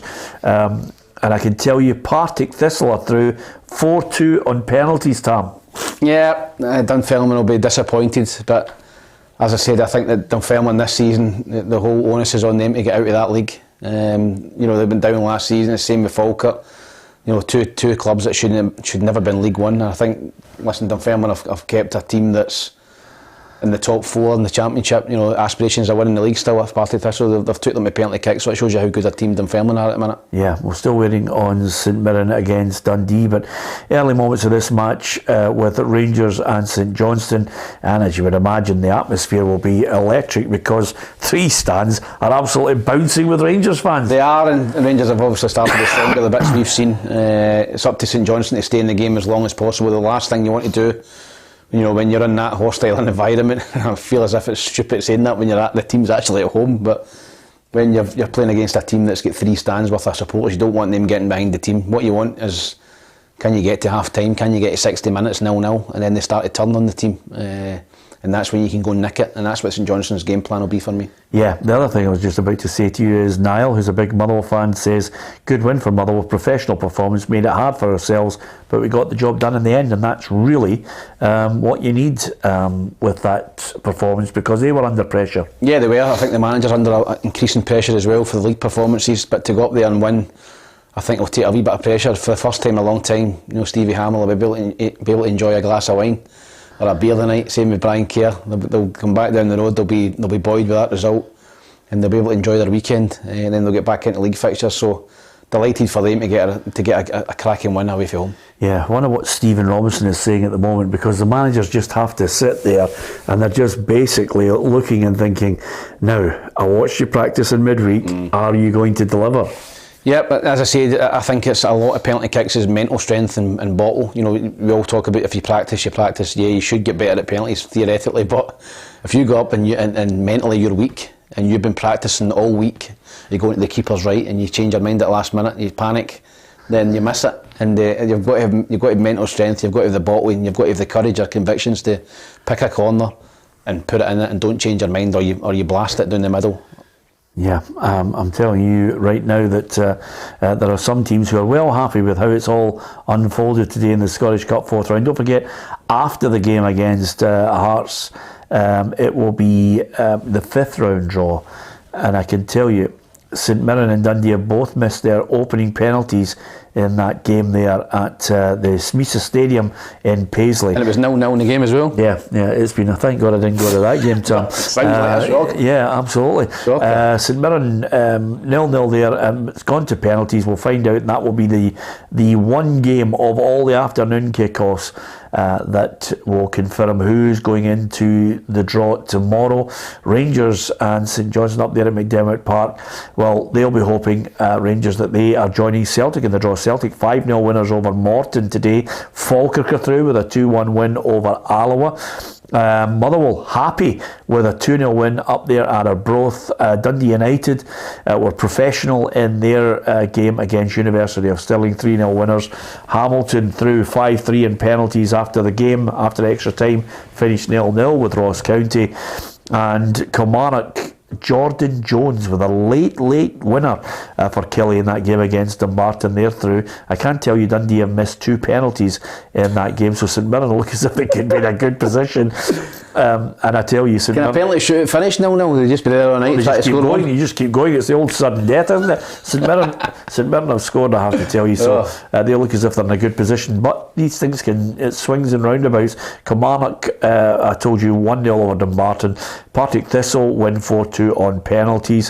And Stenhousemuir won Livingston 3. It was a good result because Stenhousemuir had taken the lead in that match, Tom. Yeah, they did, and as we said, I think, you know, the Livingston Hasbulla with the Red the Riot Act at half time. He went right in about them, and he got the required reaction in the second half. They're going to win the game comfortably, but sometimes as a player you need a wee jolt, you need a wee jag, and they certainly appears to have given the players that at half time. Yeah, the big news for Hibs fans ahead of the match tomorrow in the Edinburgh Derby is Australian international James Jego has signed on an 18-month deal, subject to, of course, the clearance. He's a defensive midfielder, 30 years of age. They got him from Belgian side KAS Eupen.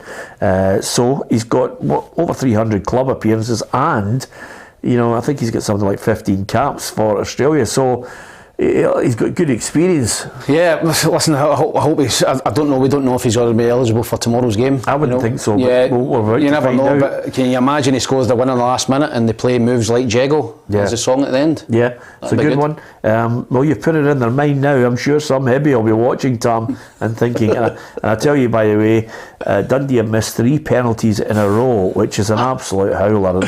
So they've went 2 hours without scoring a goal and they've missed 3 penalties. St Mirren have scored 2. So I have to say to you, Tom, it looks as if they're out as well. Good, it would be good for St Mirren if they can get through with that one. It would be, but again, it looks as if Dundee, I think they're the longest.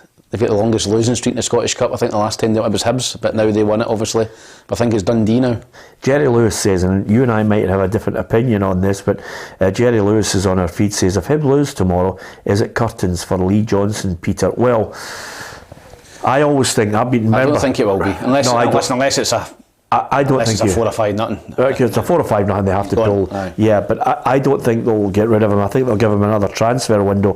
The other point here is, at times I think he starts. I've been to him a fair few of the press conferences after the games, Tom. He's starting to talk in riddles. I always think when managers start, mentioning, things that you think, why are you highlighting that? I need 5 transfer windows. Are you serious? He's running out of things to say. He's excuses every week. He's trying to appease his supporters or whatever. But listen, I think that he's just got to go and get a result tomorrow. That's just the be all and end all. It doesn't matter if Hibs are rotten tomorrow and they win 1-0 or they win in penalties, whatever.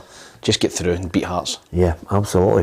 Thanks to so many people who mentioned Ruffy's MBE. It was a great day there at the Palace, and I think Princess Anne, there's some lovely photos. Princess Anne pinned the medal on him. Good wee chat, and great. Thank you to so many people who have mentioned that. St Mirren through on penalties. Dundee's penalty taking woeful. And that would have been 3-0 penalties probably. St Mirren are through, so that's the good news. That's all they want to hear there. Saints fans absolutely delighted. Not the best of one, but St Mirren winning 3-0 on penalties, as Tom has just mentioned there. Still St Johnstone 0, Rangers 0 in that match at McDermott Park. St Johnstone are making a battle of it from the pictures we're watching. Yeah, they've come in there. I think the first 10 minutes was dominated by Rangers, but St Johnstone's starting to get forward now and put Rangers under a little bit of pressure, get possession in the Rangers half, and I think it was a lot of honesty from the St Johnstone player not long ago, not to get down in the box, like him maybe clipped and could have went down for a penalty, but he stayed on his feet. And that's always a rule for me, that if a player's caught in the box, he shouldn't have to go down for it to be a foul. We see that all the time. Many times do we see? I remember Alec McLeish said that to me. I went through a 1-on-1 with a goalkeeper at Hibs, and the keeper caught me and put me off balance. Ended up taking the ball too wide and hitting the side netting. And after the game, I think we won the game anyway, and he said to me, next time you do it, somebody touches you in the box, you go down. And ever since then I was like Tom Daly. There you are. Yeah. Slightest of touches, I went down. You're off. Anyway. The balance is gone, and that is what's called professionalism, folks. I know it annoys fans, but that's the nature of it. I can tell you, Celtic are through, Falkirk through, Motherwell, Dundee United through, Hamilton through, and Kilmarnock will be in the draw, as well as Partick Thistle and St Mirren. Elsewhere, Livingston also through with that 3-1 win at Stenhousemuir, and it's St Johnstone Rangers contesting this one this evening. And I can tell you in the last 10 minutes of our show that tomorrow it's Hibs against Hearts. Follow us across our social media channels and you'll be able to track me at Easter Road for Hibs against Hearts. Really looking forward to the Edinburgh Derby. It's a 2 o'clock kickoff. And then the last match of the 4th round ties that actually have been played this weekend will be Darvel against Aberdeen. There are 4 other matches that I think quite simply we will have to wait a little longer for. Inverness against Queen's Park, Cove, Ayr, Linlithgow, Wraith and Elgin Drumchapel. Those matches were actually postponed today, so they'll be played at a later date, Tom, but in the not too distant future. I think this week maybe the reshoot. Yeah, no, I think I've seen a wee bit of beef between Owen Coyle and Billy Dawes. I don't know if you read that in the paper. They obviously played each other last week in a 0-0 draw, and I think that Billy Dawes wasn't happy with Owen saying after the game that they dominated the game and Inverness sat in, and Dodsley fired back in no uncertain terms. So I was disappointed that game was off today. Yeah, because I think that'd have been tasty between the two managers. Well, I don't know about you, but managers always see a different game from the one I've watched. And Billy Dodds obviously watched the game and thought, he's talking nonsense. We had a go at them and created chances, so that's one to watch the next time. But that was a good, decent chance there for Fashion Sakala. Yeah. Ball come across and he kind of snatched at it in the box. And interesting reading Michael Beale's comments on him, saying he's the happiest player he's ever came across in his career. He's always smiling, your boy, isn't he? And it's fair to say that Fashion is a model professional. Yeah, absolutely. Hey, all right, 2 lager and a bitter for the man over there. He always gets a gag in. I can tell you it's still 0-0 between St Johnstone and Rangers. The main news elsewhere today, as well as Kyogo scoring 2 goals, that's him up to 20 for the season. He's certainly going to be a contender for Player of the Year. Are there other players that you think are worthy of recognition who could be in the running for Player of the Year? Is it going to be the likes of a Lawrence Shanklin? Is there somebody out of left field that you think could be in the running in the nominees when it all kicks off for the voting tail end of April and then finalised in May at the PFA Awards? Give us your thoughts on that. It's always good to get the early thoughts as we go into the second half of the season on the Player of the Year. But the other news is that there's one player heading out of Celtic. He's getting a medical at Union Berlin. Josip Juranovic has served his time. Ange Postecoglou says he goes with best wishes. He understands why he wants to make that move. And I think Ange Postecoglou is more than happy with the fact that he's got cover with Ralston in there and also Anthony Johnson, who did mention, talking about people actually saying, I thought it was a great line from him, we're talking about players who actually say, how do you handle the Scottish weather? He played in Montreal. I think it was down there in the -20s. Yeah, if you're Canadian, you're used to the cold, I'll tell you that. Obviously over to visit there, and I stayed in Rochester, just over the border from Toronto, and in the winters are 5 feet of snow, so I don't think the weather for any Canadians would come as a surprise, the Scottish weather. Yeah, absolutely. So, 2 games, and as well as that, the replays, or the games that have been postponed, will be played this week coming. 4 of them that have been called off, and the games that have gone to penalty kicks. Would you believe have I spotted fireworks outside at St Johnstone? There was. Yeah. I'm not quite sure what they're celebrating. Maybe not going to the game, because I know there's a number of St Johnstone fans. Yeah, St Johnstone fans with fireworks like outside. St Johnstone Ultras. Yeah, and they're outside the stadium, Tom, which is, if you, I don't know what's the point. Just go and pay to get in. Maybe you can watch it for there. Well, maybe Save you can. yourself 30 notes. Well, I was just to say, in the old days, in the 70s and 80s, people were so clever. They would be climbing trees to see into stadiums. I'm trying to think what would be the best one. The best one, certainly, that I noticed out at Starks Park, if you were living in some of the flats, you could see right into the ground as well. And of course, some of the student flats above Firhill, you can see the whole game from the top end of it. Yep, as I said, there's a lot of. There was one in the FA Cup in England a couple of seasons ago. I can't remember the game. Yeah.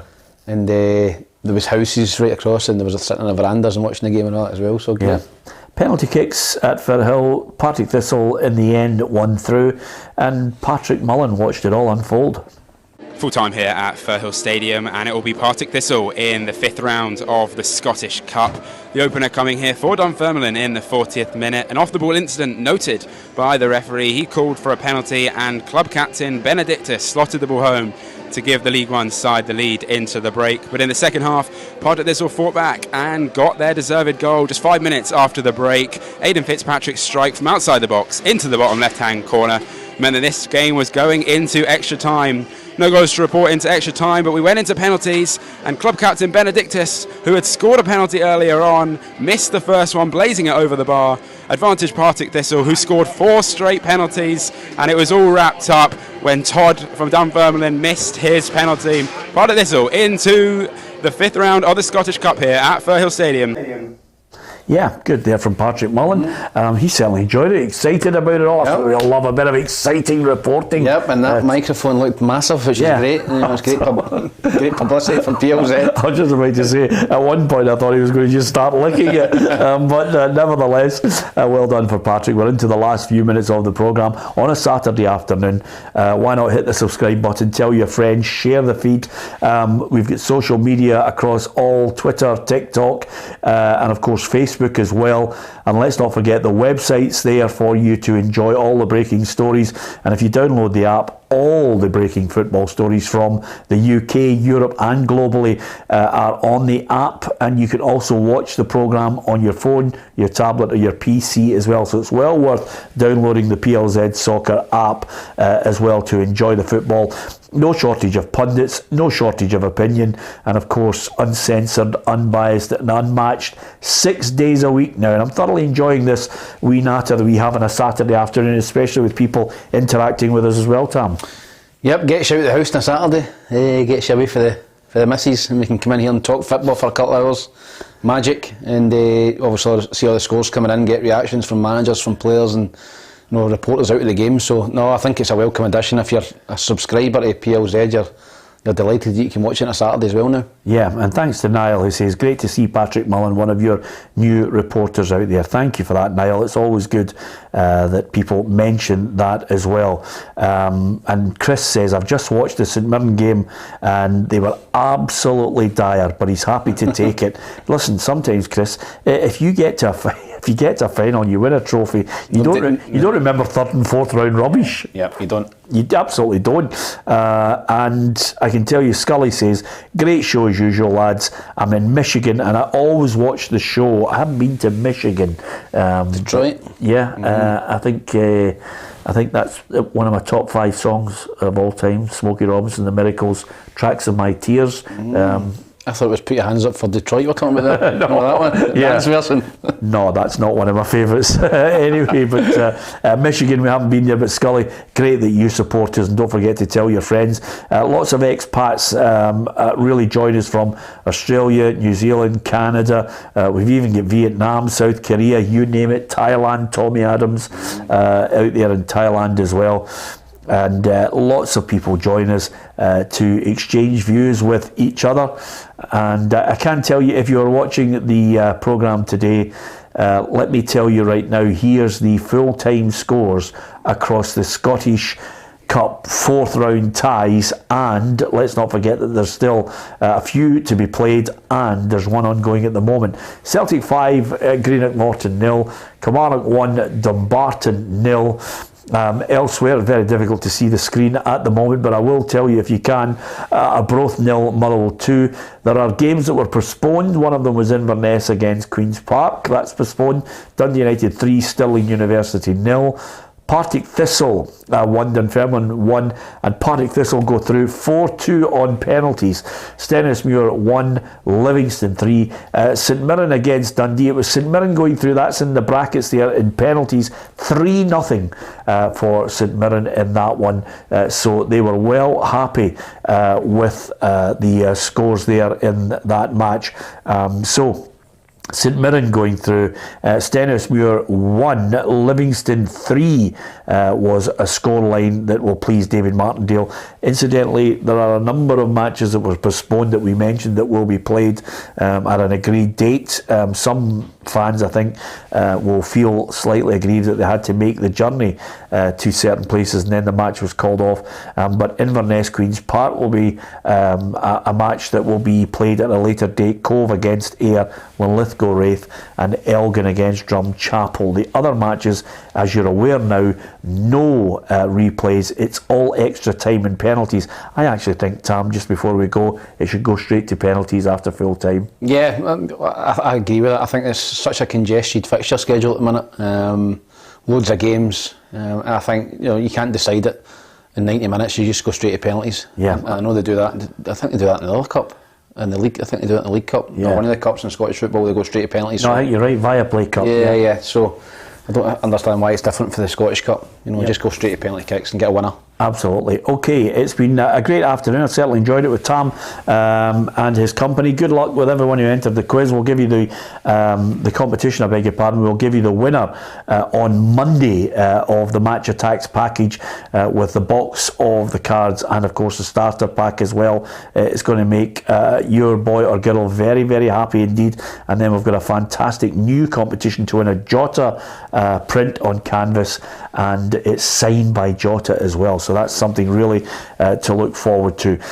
Great day in the Scottish Cup if your team has won. If your team has lost and they're out of the tournament, you're licking your lips. But right now, it's still undecided between St Johnstone and Rangers. It's 0-0 in that match. And I can tell you that all of the big teams that are there, Aberdeen will be hoping to join Celtic in that fifth round draw. They take on Darvel on Monday, and the big one tomorrow, covering the game at Easter Road. I'll be there. Don't forget all the PLZ social media channels. I'll bring you the preview, the half-time and the full-time, and also bring you reaction from the managers and players involved in the Edinburgh derby, Hibs against Hearts. I think Hearts are going to win it, Tam. What do you think? Hibs all the way. One of Highbees. Okay, thank you very much to each and every one of you. We'll join you again on Saturday at 4 o'clock till 6. Keep that in your diary. We're on 6 days a week, and there's so much more content for you to enjoy on PLZ Soccer's YouTube channel. Hit the subscribe button. We'll be back on Monday to look back over the weekend Scottish Cup fourth round ties and just give our opinions on the draw for the fifth round as well, which will bring you in full. From Tam and from myself, Peter Martin. Thanks for watching.